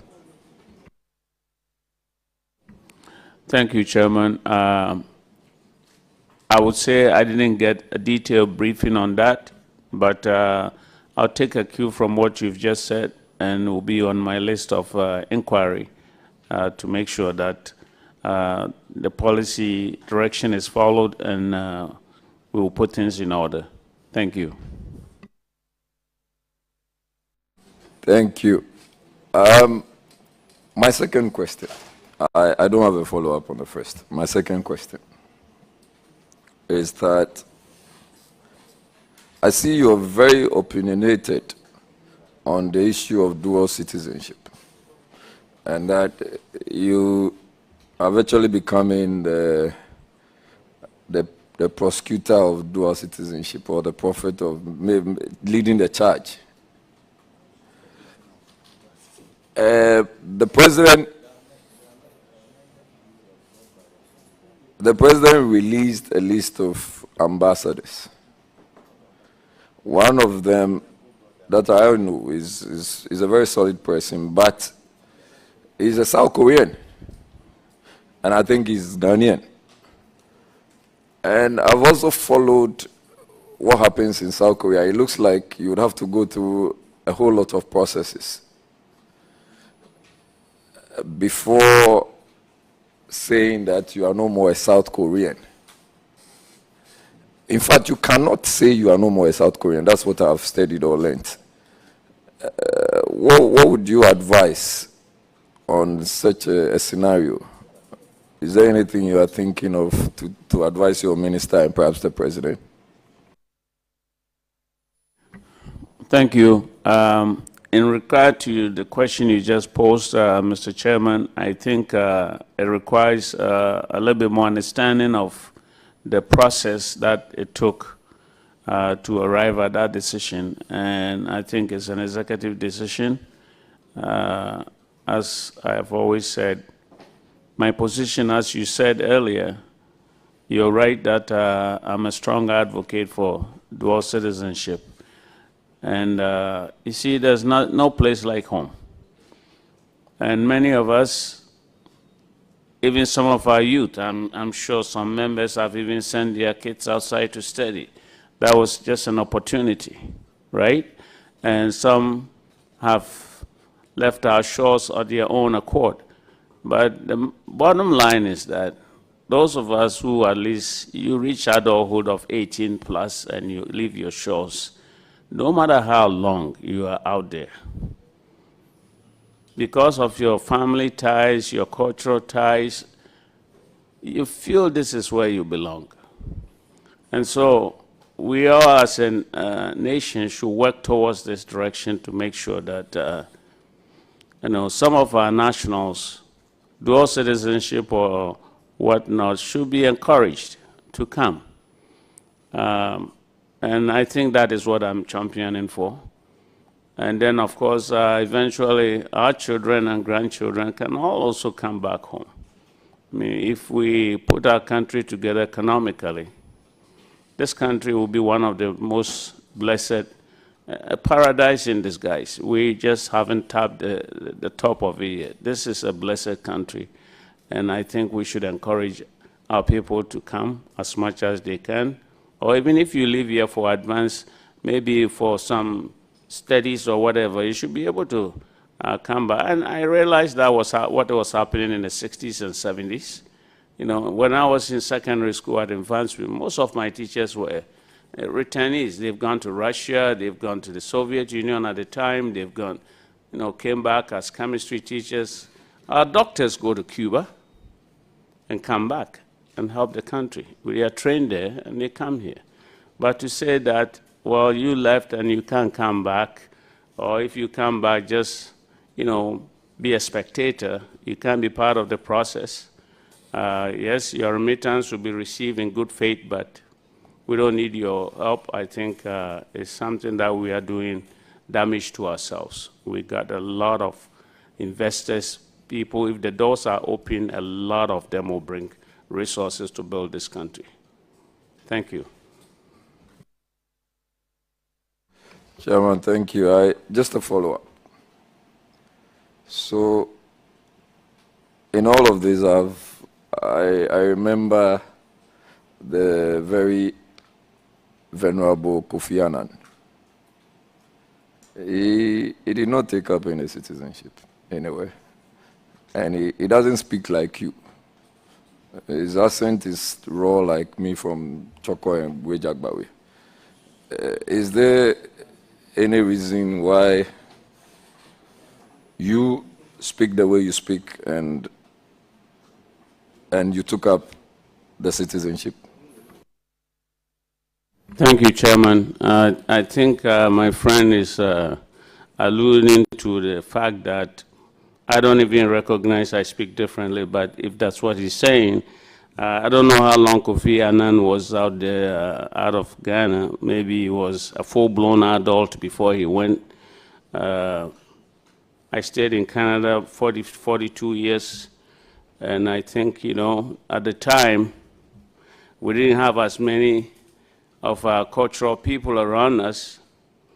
So you deal with what is available to you, right? So, you know, you deal with your white counterparts, your Caribbean counterparts, and so with time, it affects you when you're not even aware of what is affecting you.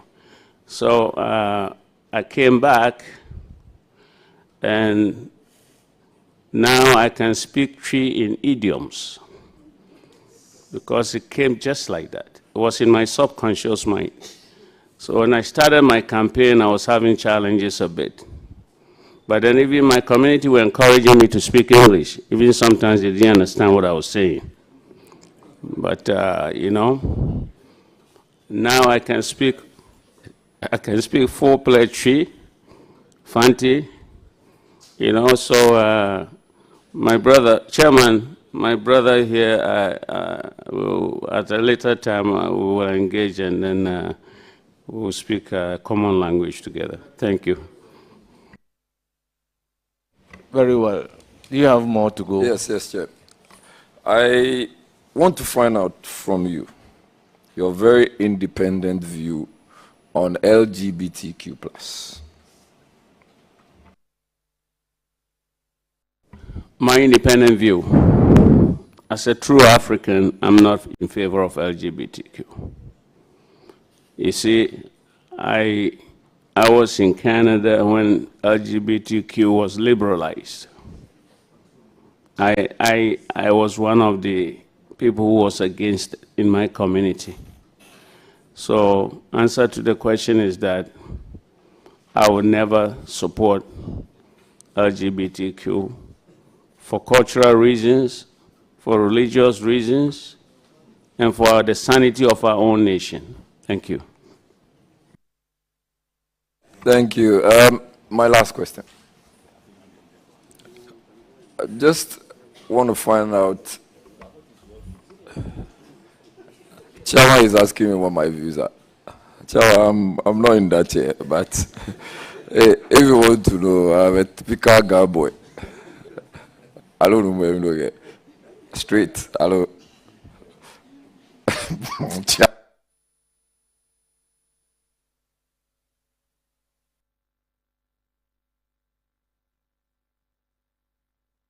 My uncle is here, don't trap me.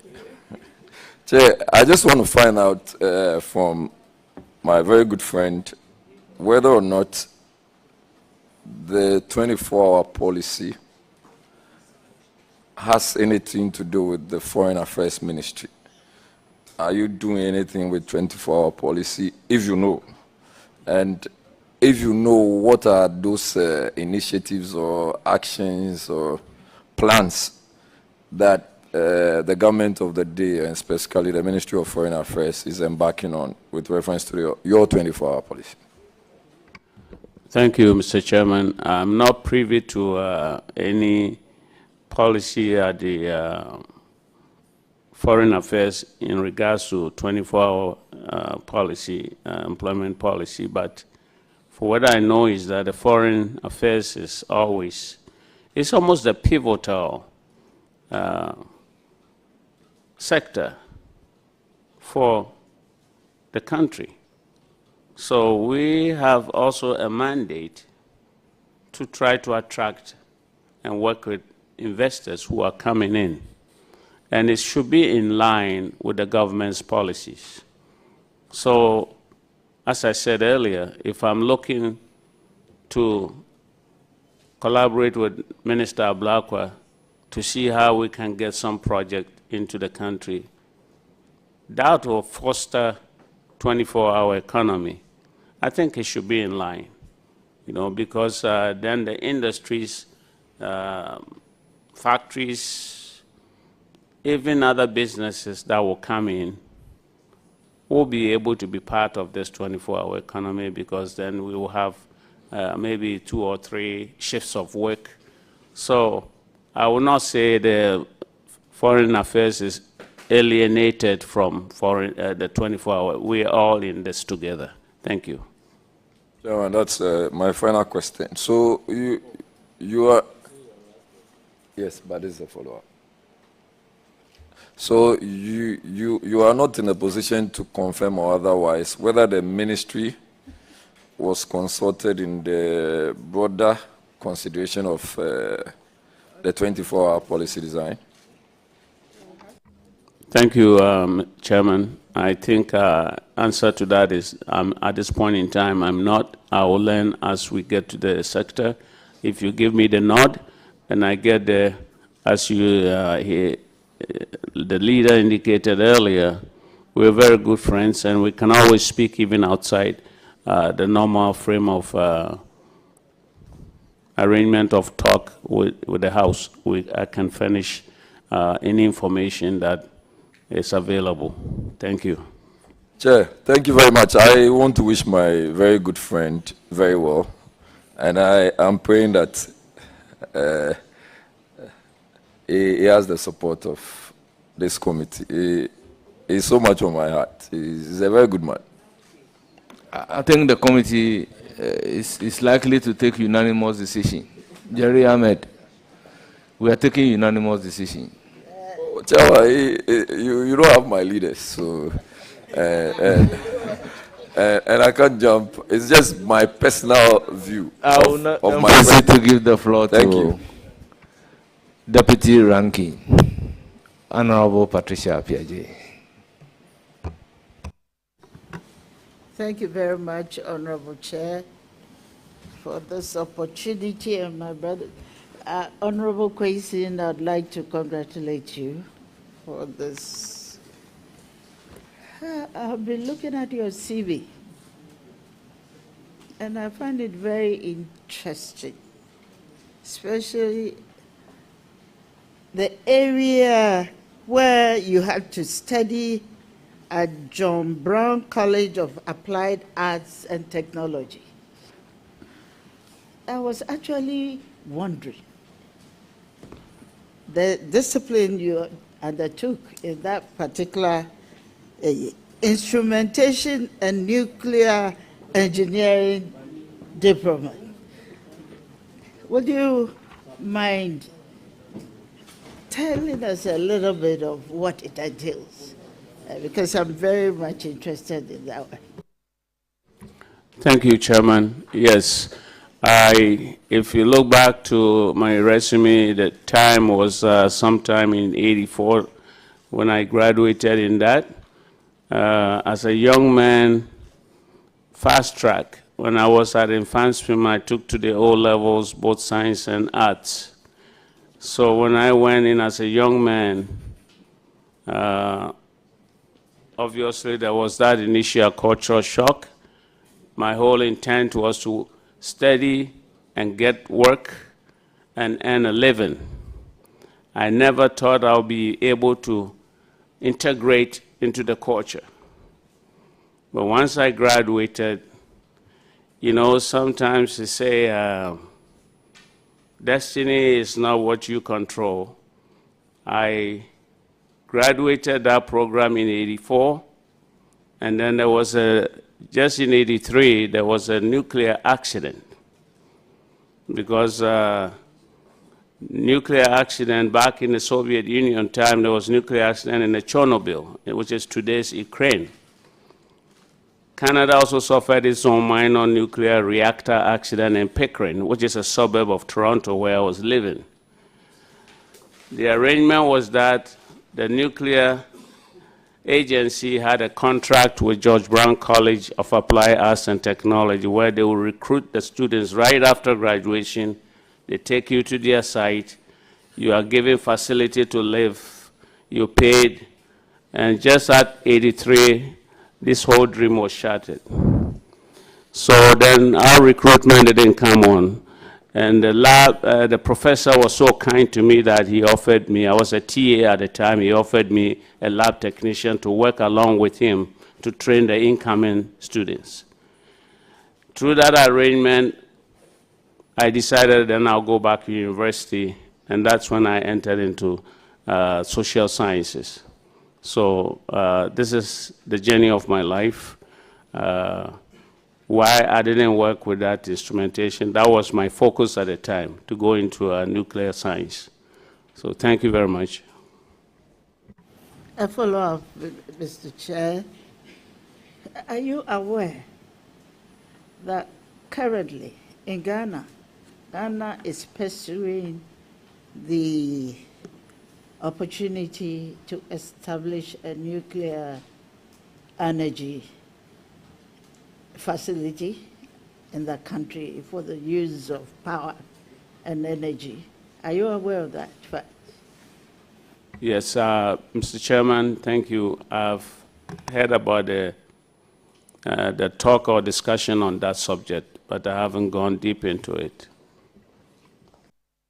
And would you recommend, because you know there is a general perception that nuclear power is dangerous, but at the same time, it's one of the safest means and cheapest means of electricity supply and the promotion of industries. Would you recommend? And if you have, I don't know if you still follow it up, which country would you recommend to promote this agenda for the country Ghana? Thank you. As it stands right now, Ms. Chairman, I think my sister has asked a very intelligent question. But I think globally, most countries that I know are shying away from nuclear energy at this point because of we are all looking at green energy now. So I think that I'm not going to totally, if I'm ever consulted, totally deviate from advising them, but comparatively, I think solar energy will be even more appropriate for a country like Ghana because we got abundant sun, 12 hours of sunlight, and I think that will be even the cheapest way of getting our energy sources. Thank you. Thank you very much. Having been in that institution, that's a second follow-up. In that field, I was expecting you to rather educate people because we have various usage. Anyway, but I think you really explained your limitation as an initial exploratory. So I'll grant you that one. Thank you very much. And I'll go on to my next observation. You went to Fansipim Secondary School, Ghana. At the time you finished your education, what certification were you given? Because I have here with you my high school diploma. At that time, were they offering high school diploma or GCE and O level? I mean, I don't know. I need that kind of clarification. Would you seek the leave of the chair to correct it if you have to do so? Thank you. Thank you, Chairman. I think my sister friend here is very critical, and I think it was my putting together as the thought is today to bring awareness or understanding, because most of the panel may not even know what GCO level is all about. So I thought the easiest way to say the diploma is what is offered these days. So we alluded to that. But I stand corrected that there was a GCO level. Thank you. I asked if you would seek the leave of the chair to correct that information because it's very much required. This is a house of record. Thank you. Mr. Chair, I would like to seek a leave to make a correction on that. Thank you. Leave granted at request. Thank you very much, Honorable. On the same educational background, Penworth, is it a preparation school or a preparatory school? Preparation or preparatory? Penworth. Penworth School, the primary school that you attended. Was it a preparation school or a preparatory school? Thank you. Thank you, Mr. Chairman. It was a preparatory school, which means I did 6 years, grade 1 to 6. Thank you, Miss. So please, would you, as we are asking the leave of the chair, to correct that one too. Thank you. Would you? Thank you, Mr. Chair. I'd like to make a... Leave consequentially granted. Thank you. Thank you, Mr. Chairman. I have also observed in your employment history that you were engaged as a policy analyst and as in social services at the Toronto City. And may I please get education on that and how we can relate that to our local governance system. Thank you. Thank you, Mr. Chair. The policy analyst at the city level of Toronto, Employment and Social Services, this is a department where you analyze the budget that is allocated to the metropolitan city. We have a department where we have budget specialists, we have engineers, all city stakeholders, where we formulate budget to determine how to develop a community. And also sometimes it's for maintenance of the community. So like here, we don't, unfortunately, maybe we're still growing our economy to a point where everything, as you members or we all know, they call on you, the MP or the DCE. Here, the institutions actually work. So this is where we are able to sit down and allocate within the municipal the office itself what amount should go to city engineer, what amount should go to infrastructure, community. All budget is where, this is where most of the advocacy happens. So as an analyst, you work along with them. They'll bring their, I guess, proposals and requests, and then you see what is needed for every sector, or not a sector per se, but every department to carry on with their regular duty. They have maintenance issues with vehicles, procurement, and all that. So this is where that direction is. Thank you. Right, Honorable Chair, I'd like to follow up on that. Honorable Nominee, are you aware that in preparing our budget, especially the one pertaining to your constituency, what is the constituency name? Asin North. There's always a preparatory aspect of it where you engage the community, where the planning officers within your district are supposed to engage the community and then come up before the allocations are even made. I want to find out from you, have you ever engaged yourself that way? Because you are an asset. What you did in the city of Toronto could be transferred to your constituency. You are an asset. Are you not in the know, or you've never had the opportunity to transfer that kind of institutional memory to your constituency? Thank you. Thank you, Mr. Chair. I have not had the opportunity, but I know that I'm a member of the Assembly, and so we'll be pursuing that. Again, I don't want to go back to my experience of the last 4 years, because it wasn't a smooth operation for me to be more participatory until this recent times. So yes, I think we will also be able to guide the district engineers and in preparing their budget and those things to see how best we can. Because unfortunately, you see, the money comes in a bulk, or sometimes there's no money at all. So it's so difficult to, unlike the experience I had, your budget is allocated to you, I mean, in entirety, so you can pick and choose and make your own planning as to how to conduct the operations. But yes, I think it's a learning process, again, for our communities. So I'll take that advice as well and try to engage them a little bit more to see how best we can organize a better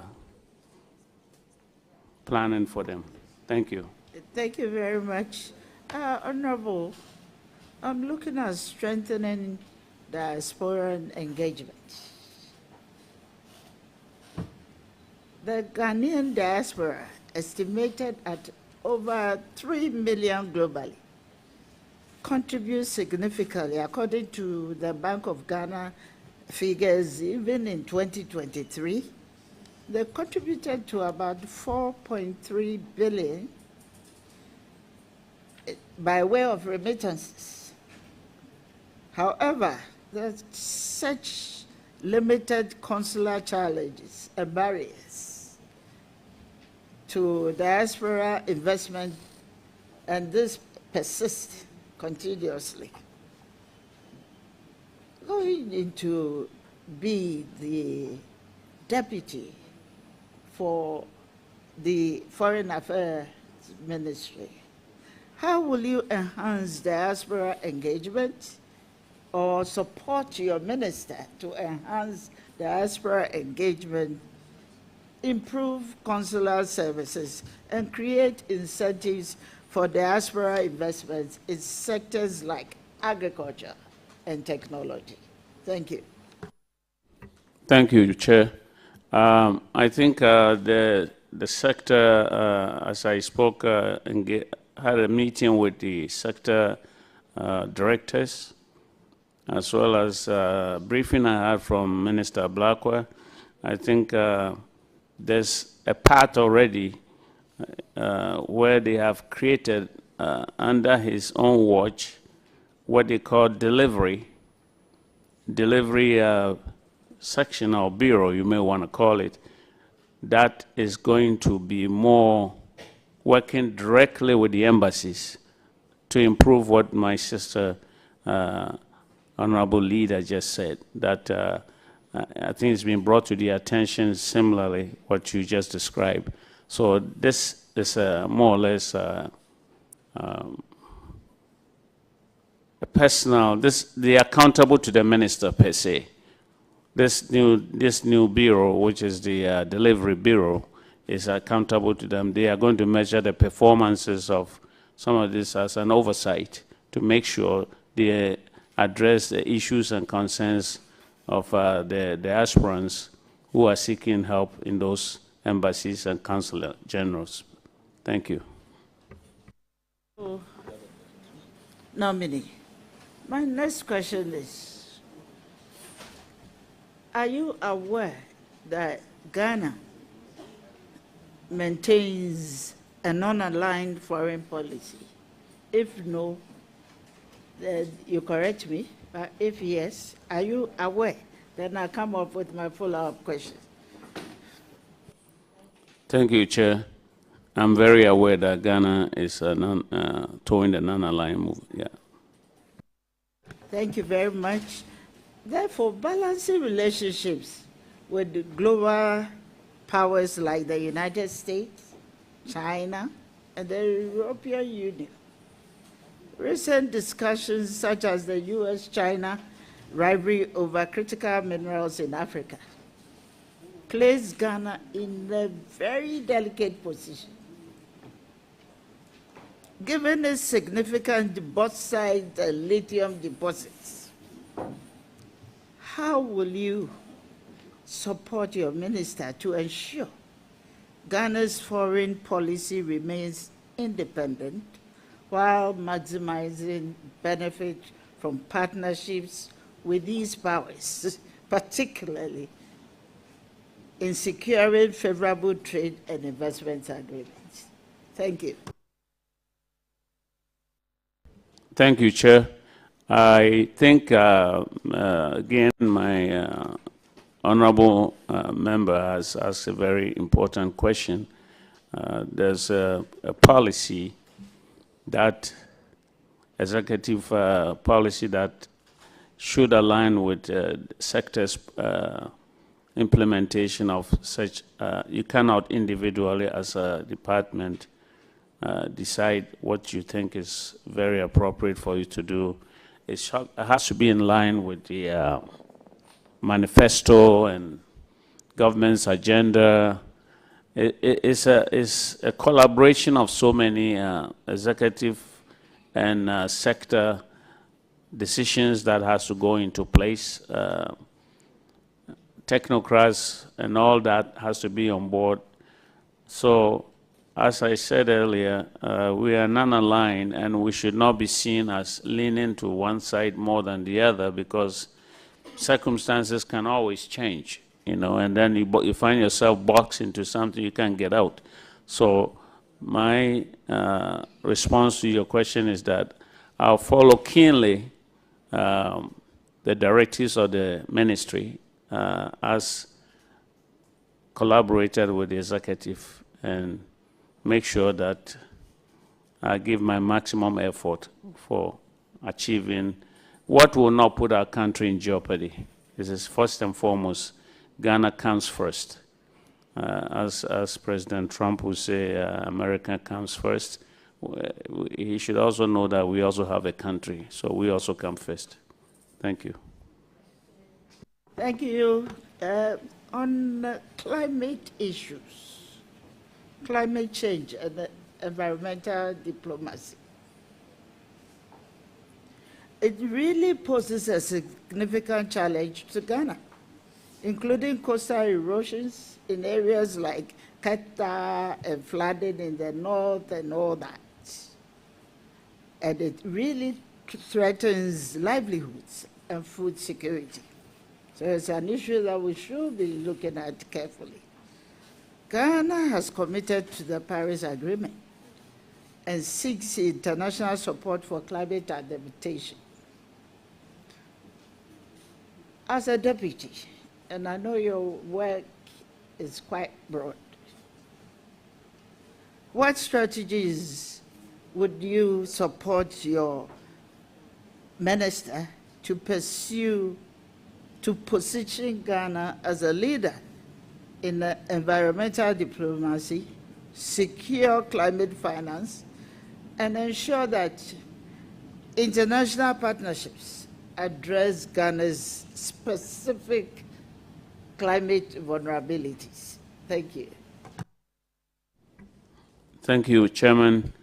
I think green energy is the way to go. Ghana should be seen as investing our resources more in that direction, whether it's hydro, electricity, whether it's transportation. You know, we should be seen as towing that direction, and with that, I'm sure investors in this climate change will really realize that if this is our policy, then they should be more than comfortable to invest, because climate change does not only affect the existing community, or we might say, well, Adan is having flooding and all that, but it affects everybody.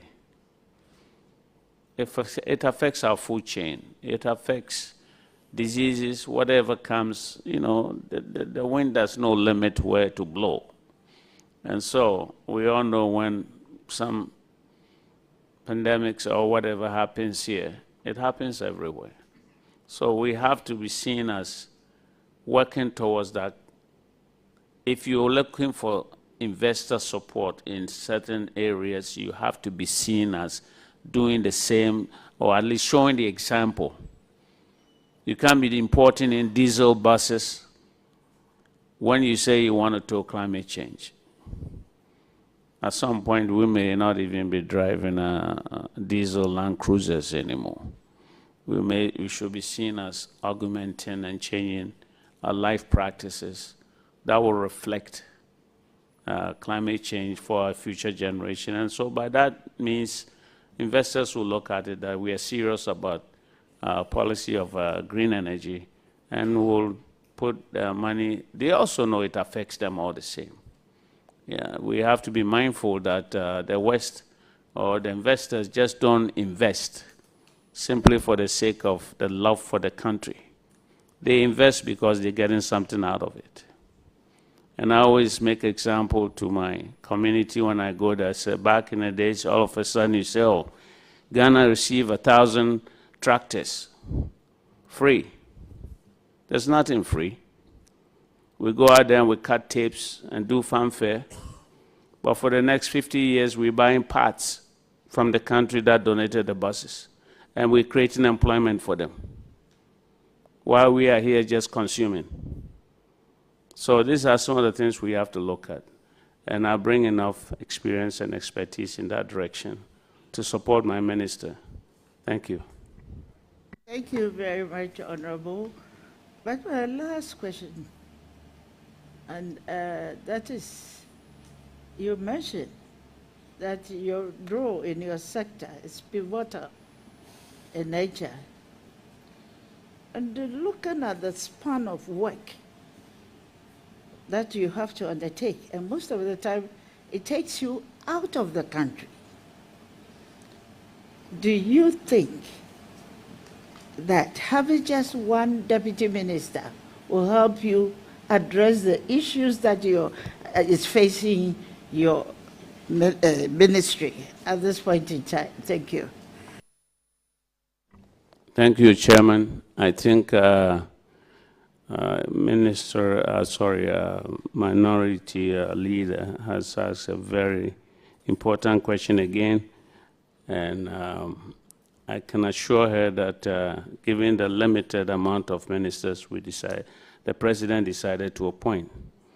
This is part of our manifesto pledge, and we intend to honor that. And for that reason, I think he's put a lot of consideration into his appointees to see how strong and how formidable they are going to be able to handle the work that is assigned to them. And I can assure you, I'm relentless, and I'm a globe trotter. So traveling is nothing to me at all. I'm used to it. So I can handle it, and I think Minister Ablakwa and myself should be able to handle the sector effectively. Thank you. Finally, Honorable, I wish you well, but I would like to find out something very critical. As a Ghanaian, I always meet you on the corridors, hoping to speak Fanti with you, but I never get it. Do you speak Fanti? Thank you, thank you, Chairman. Mpocho Mtefanti. And I'm a country super. Thank you. I wish you well. Thank you. Thank you very much. Honorable Zurela, I'm going to permit you to ask one and only one question as a friend of the committee. Thank you. Thank you very much, Honorable Chair. Thank you for your magnanimity.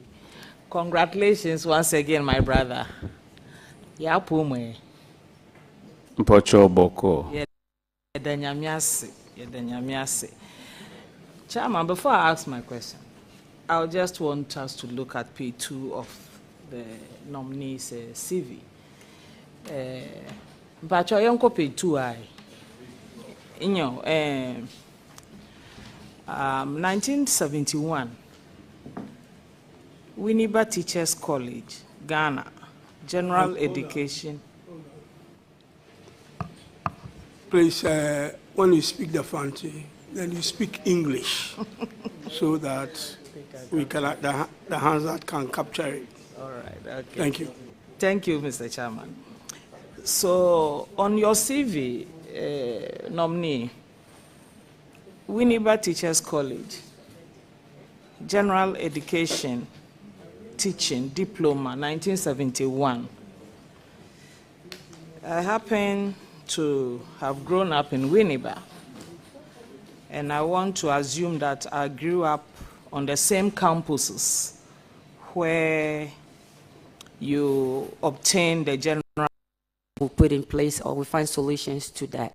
Well, but I would like to find out something very critical. As a Ghanaian, I always meet you on the corridors, hoping to speak Fanti with you, but I never get it. Do you speak Fanti? Thank you, and thank you, Chairman. Mpocho Mtefanti. Of the chair and amend it accordingly. Thank you, Chair. I will request amendment. Thank you. Leave granted. Go ahead. So thank you very much. My one question. Hold on. Leader's drawn my attention, so let's give him the opportunity. You're on the floor, leader. Yeah. Honorable Zuera, Chair, thank you for the opportunity. I wasn't born early enough, so I would want this clarification from you. Since we are all from Winneba, if I heard you correctly, you said we had advanced teacher training college and then specialist training college. And the advanced teacher training college was in the South Campus, and specialist training college was North Campus.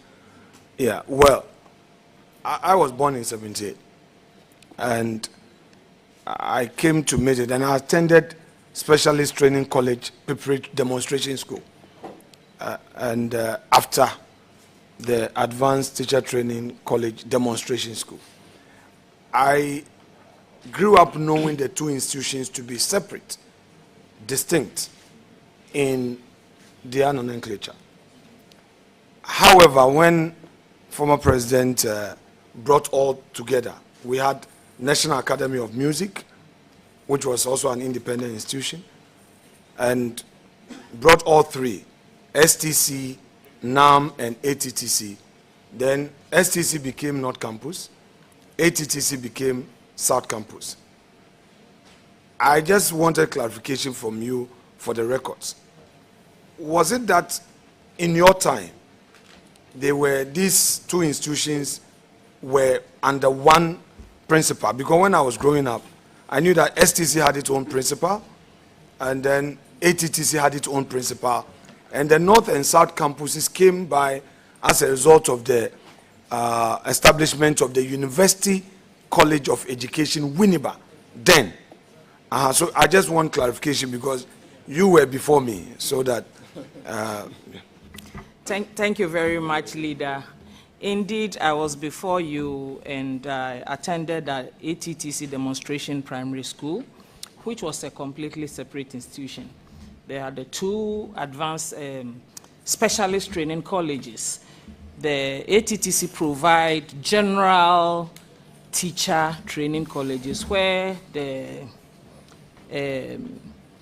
special college provides special in custom designed disciplines like sports,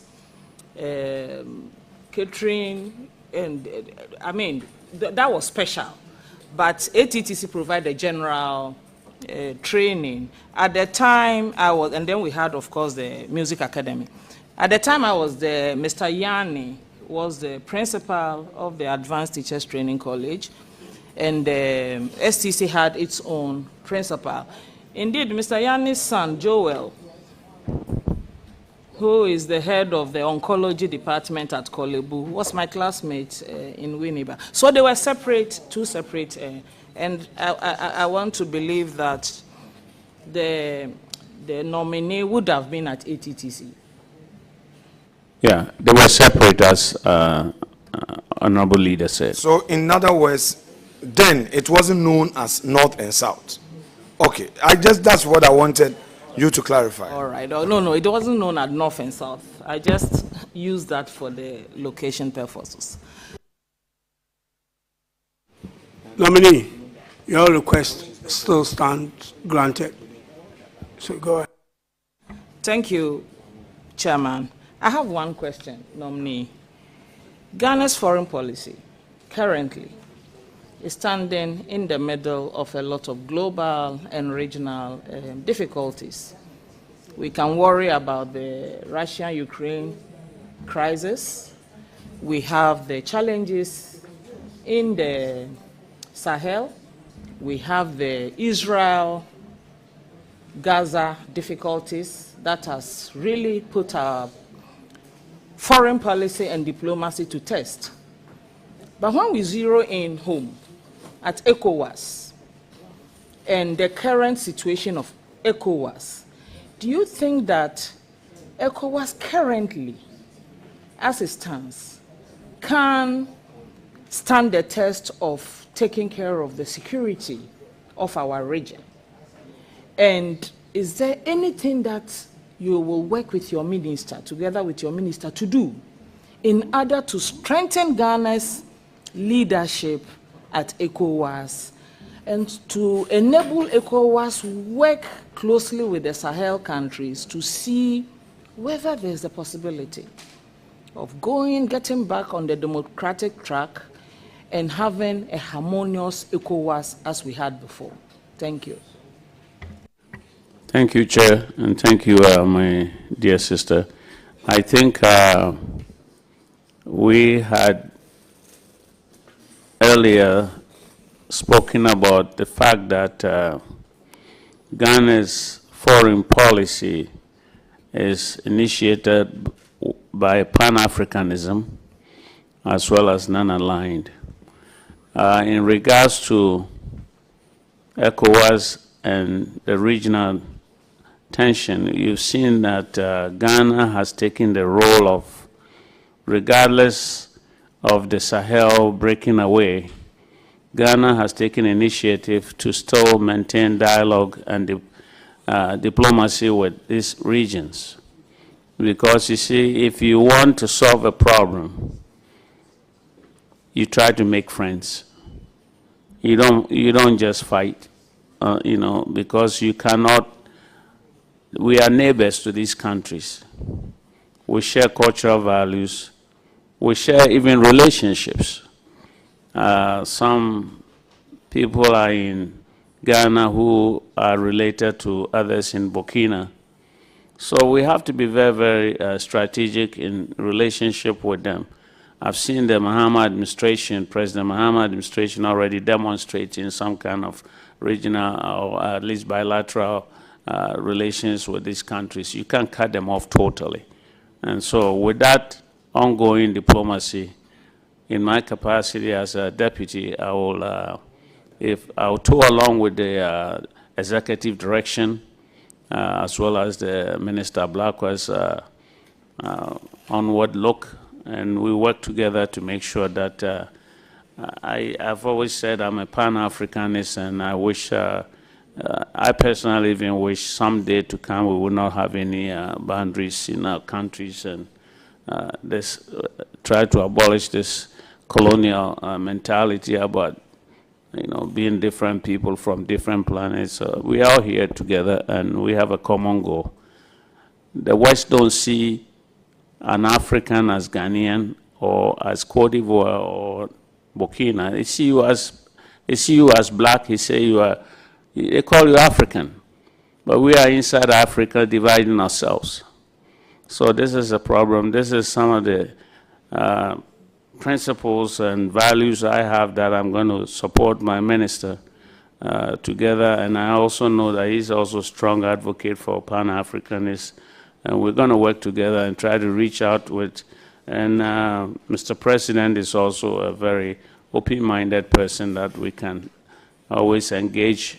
And I'm sure he has his own thoughts and reasons why he put me alongside with Minister Blakwa. So we're going to work together to make sure that we don't fume the situation in our borders, but rather, and then give ECOWAS time to realign, their relationship with the rest.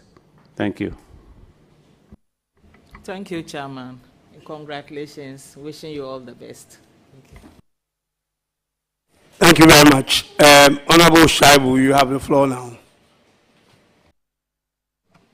Mr. Chairman, I'm exceedingly grateful for the opportunity. Congratulations, my brother.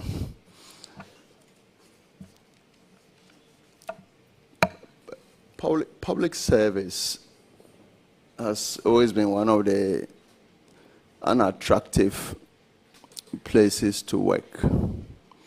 Indeed, most people sacrifice to serve their nation. Given where you have come from, given the in and outs of court and the rest of that, and as a Pan-Africanist, do you have any regrets that you opted to come and serve your nation and you went through such? And if so, why? Thank you. Thank you, Chair. No word of a regret at all, to answer it bluntly. But I want to assure you that sometimes we all engage in a line of work that we don't even know why we are involved. During my challenging times, of course, I did ask myself many times, why am I doing this? But there was no answer to it. They said, if you don't do it, who's going to do it? Especially when I came home and I saw the condition of life of my people. It touched my heart. And I think you work in life. There's nothing like, I always say to people, my happiest moment is when I put a smile in the destitute person's face. It's worth to me more than millions. I've grown among family members, I've grown around family friends, wealthy people, filthy wealthy. I have to say I grew up as a privileged child, looking at the life of other people. But I always remember my mom and dad were sharing to the community. And maybe it affected me. So despite all the years I spent out there, I came back to see what I can contribute to my people. And it's still very fulfilling to me. I know some of the things I went through were mainly political, maneuvering, but I don't take it personally. At the end of the day, it's over. I have to look forward and fulfill the vision I came to town with. And that's exactly what I'm going to do. Thank you. On that note, I wish you very well in your new career. Thank you very much, Honorable. I will now be granting the floor to the minority leader, and then hopefully, in the absence of the chairman, I will conclude and bring the curtain to a close. So, Honorable Minority Leader, you have the floor.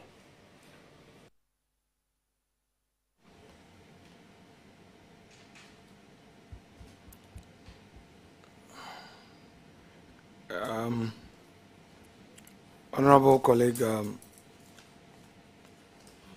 we on this side of the House, the minority, acknowledge your nomination as Deputy Foreign Minister, Regional Integration. Of course, recognizing your parliamentary service for Asen North and extensive Canadian experience. Your nomination comes at a critical period of Ghana's diplomacy.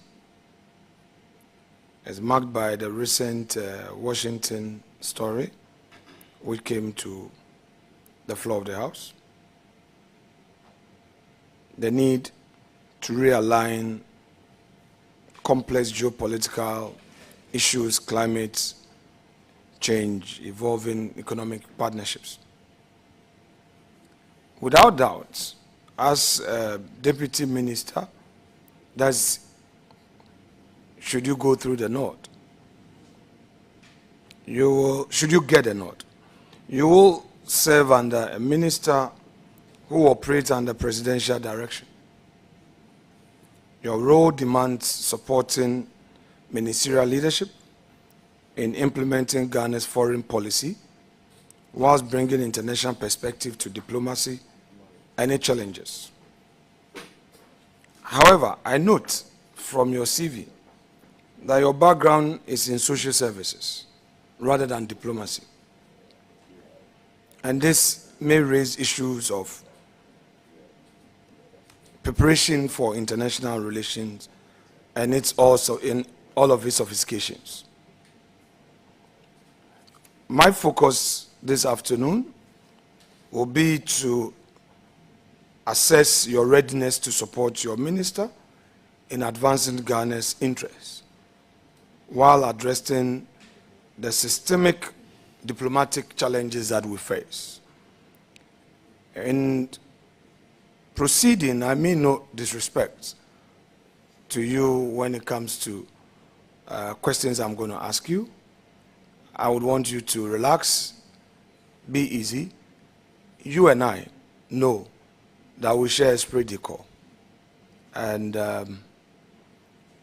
we've been together, all right? And I just have to do this job for the good of governance. I hope you bear with me.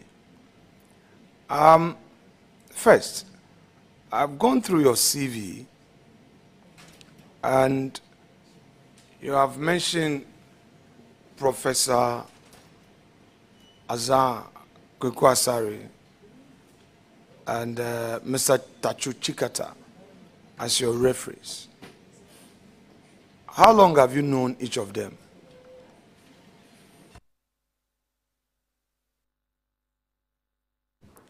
Thank you, Mr. Chair. I assume from the question that the Honorable Minority Leader would like to know my relationship with the two referees and how long I've known them. Yes, Mr. Tachu Chikata, surprisingly to some people, I've known Tachu Chikata from when we were at Infantsville.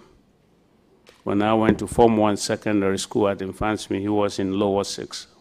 So we've known each other for a long time. His sister, Tachu's sister, was married to my cousin, Gacy. Gacy Lapidis, who is also passed away.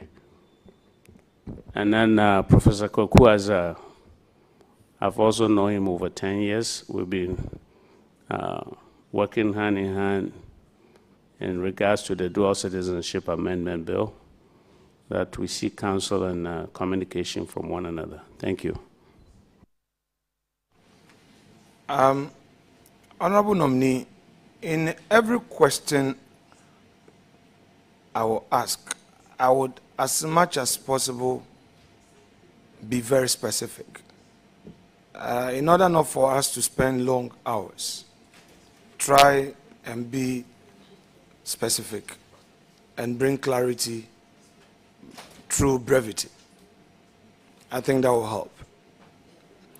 Now, when this committee inquired from them through lawful authority, these two referees of yours had stated from Professor Azar, this is what he says.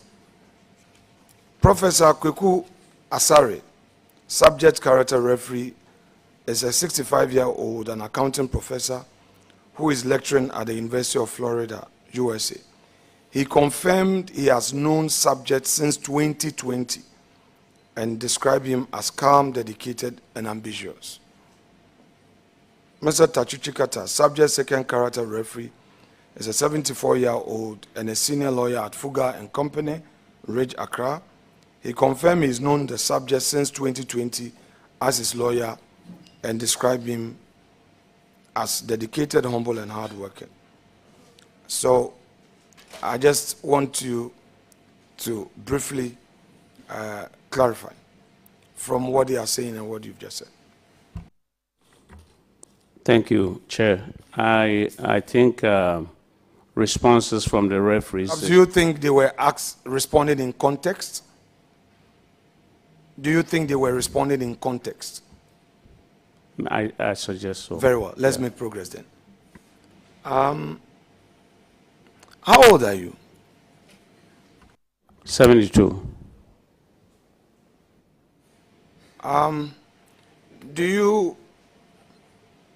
Do you have with you, not necessarily here, a birth set to confirm that details? You mean original birth certificate, Mr. Chair? A birth set? No, I don't have a birth set. I have a passport. Passport is issued based on some original document or primary documents. The passport itself is a secondary document in my view. How did you acquire your passport? What details did you provide in terms of documentary proof of your age? I do have the document, but I was responding to the readiness of it. But if I have to provide it, yes, I'll be able to provide it. So you have a birth set? Yes, I do. Oh, very well. Now, you lived abroad and came to Ghana and went back home to serve your people. May I know from you, what was the inspiration? Thank you again. I think I sort of hinted that reason or the cause of it, but for the sake of minority leaders' question, what inspired me most, I would say, and I think this question was asked of me sometime in 2023, was my mom, and also late Professor Mills. My mom is also late. They both had influenced my thoughts. That it's always best to come and give your support to your home country, your community. Mind you, my mom was a queen mother in her community prior to her passing. And so when she last visited me in Canada, just before she was leaving to come home, this was back in May 2008. She had a private conversation with me and said, you should come home and help, because the people are going through a lot of challenges. Life is not easy. Professor Mills, on the other hand, was visiting Canada all the same. Oh, life was not easy. Yes. Never mind. For the people in the community. Your community, very well. So share with us, then and now, having come in, share with us some specific impacts you've made. We would look at 3. 1, social services, specifically. What specific impacts have you made in terms of social services? Thank you again, Mr. Chair. I taken office in 2021 with a limited time I had to engage with my communities. I would say under my leadership, we had a huge deficit of electricity lighting, not electricity supply itself, but the community was almost 80% dark. And I know what that means to residents. I am back on a massive street lighting, which I had brought, and some, of course, I did get from Parliament. Almost 2,500 street lights went throughout the city. You mean from the government? Not all from the government. You said from Parliament? I said some came from Parliament or the government, yes. I mean, what is given to MPs exactly is from the government. The ministry writes to us that they've made these available. Correct. So I just wanted you to clarify that. Okay. So periodically we get some street light supplies from the government through the ministry. So I had 2 distributions of such kind, 200 apiece at a time, which was about 400. But the bulk of it, about 2,000, I brought it in myself. That's when I started the electrification. That's fine. Yeah. I think, don't let's belabor. Infrastructure. Let's go to infrastructure. Infrastructure, I have rehabilitated at least not less than about 6 schools. I've built about 2 schools. You also have to understand that I was doing all this under very much duress. Don't worry. Challenges. Yes. And it wasn't easy for me, but I tried the best I can. So the renovations. Excuse me. The renovations. Renovations. The renovations of 6. Don't worry. Yes. The 6 schools you renovated. Did you have to rely on your common fund to do the renovation, or you had to take your hand into your pocket to do that? It's halfway, because the common funds was not sufficient. Certainly. I had to chip in. Yes. That's fine.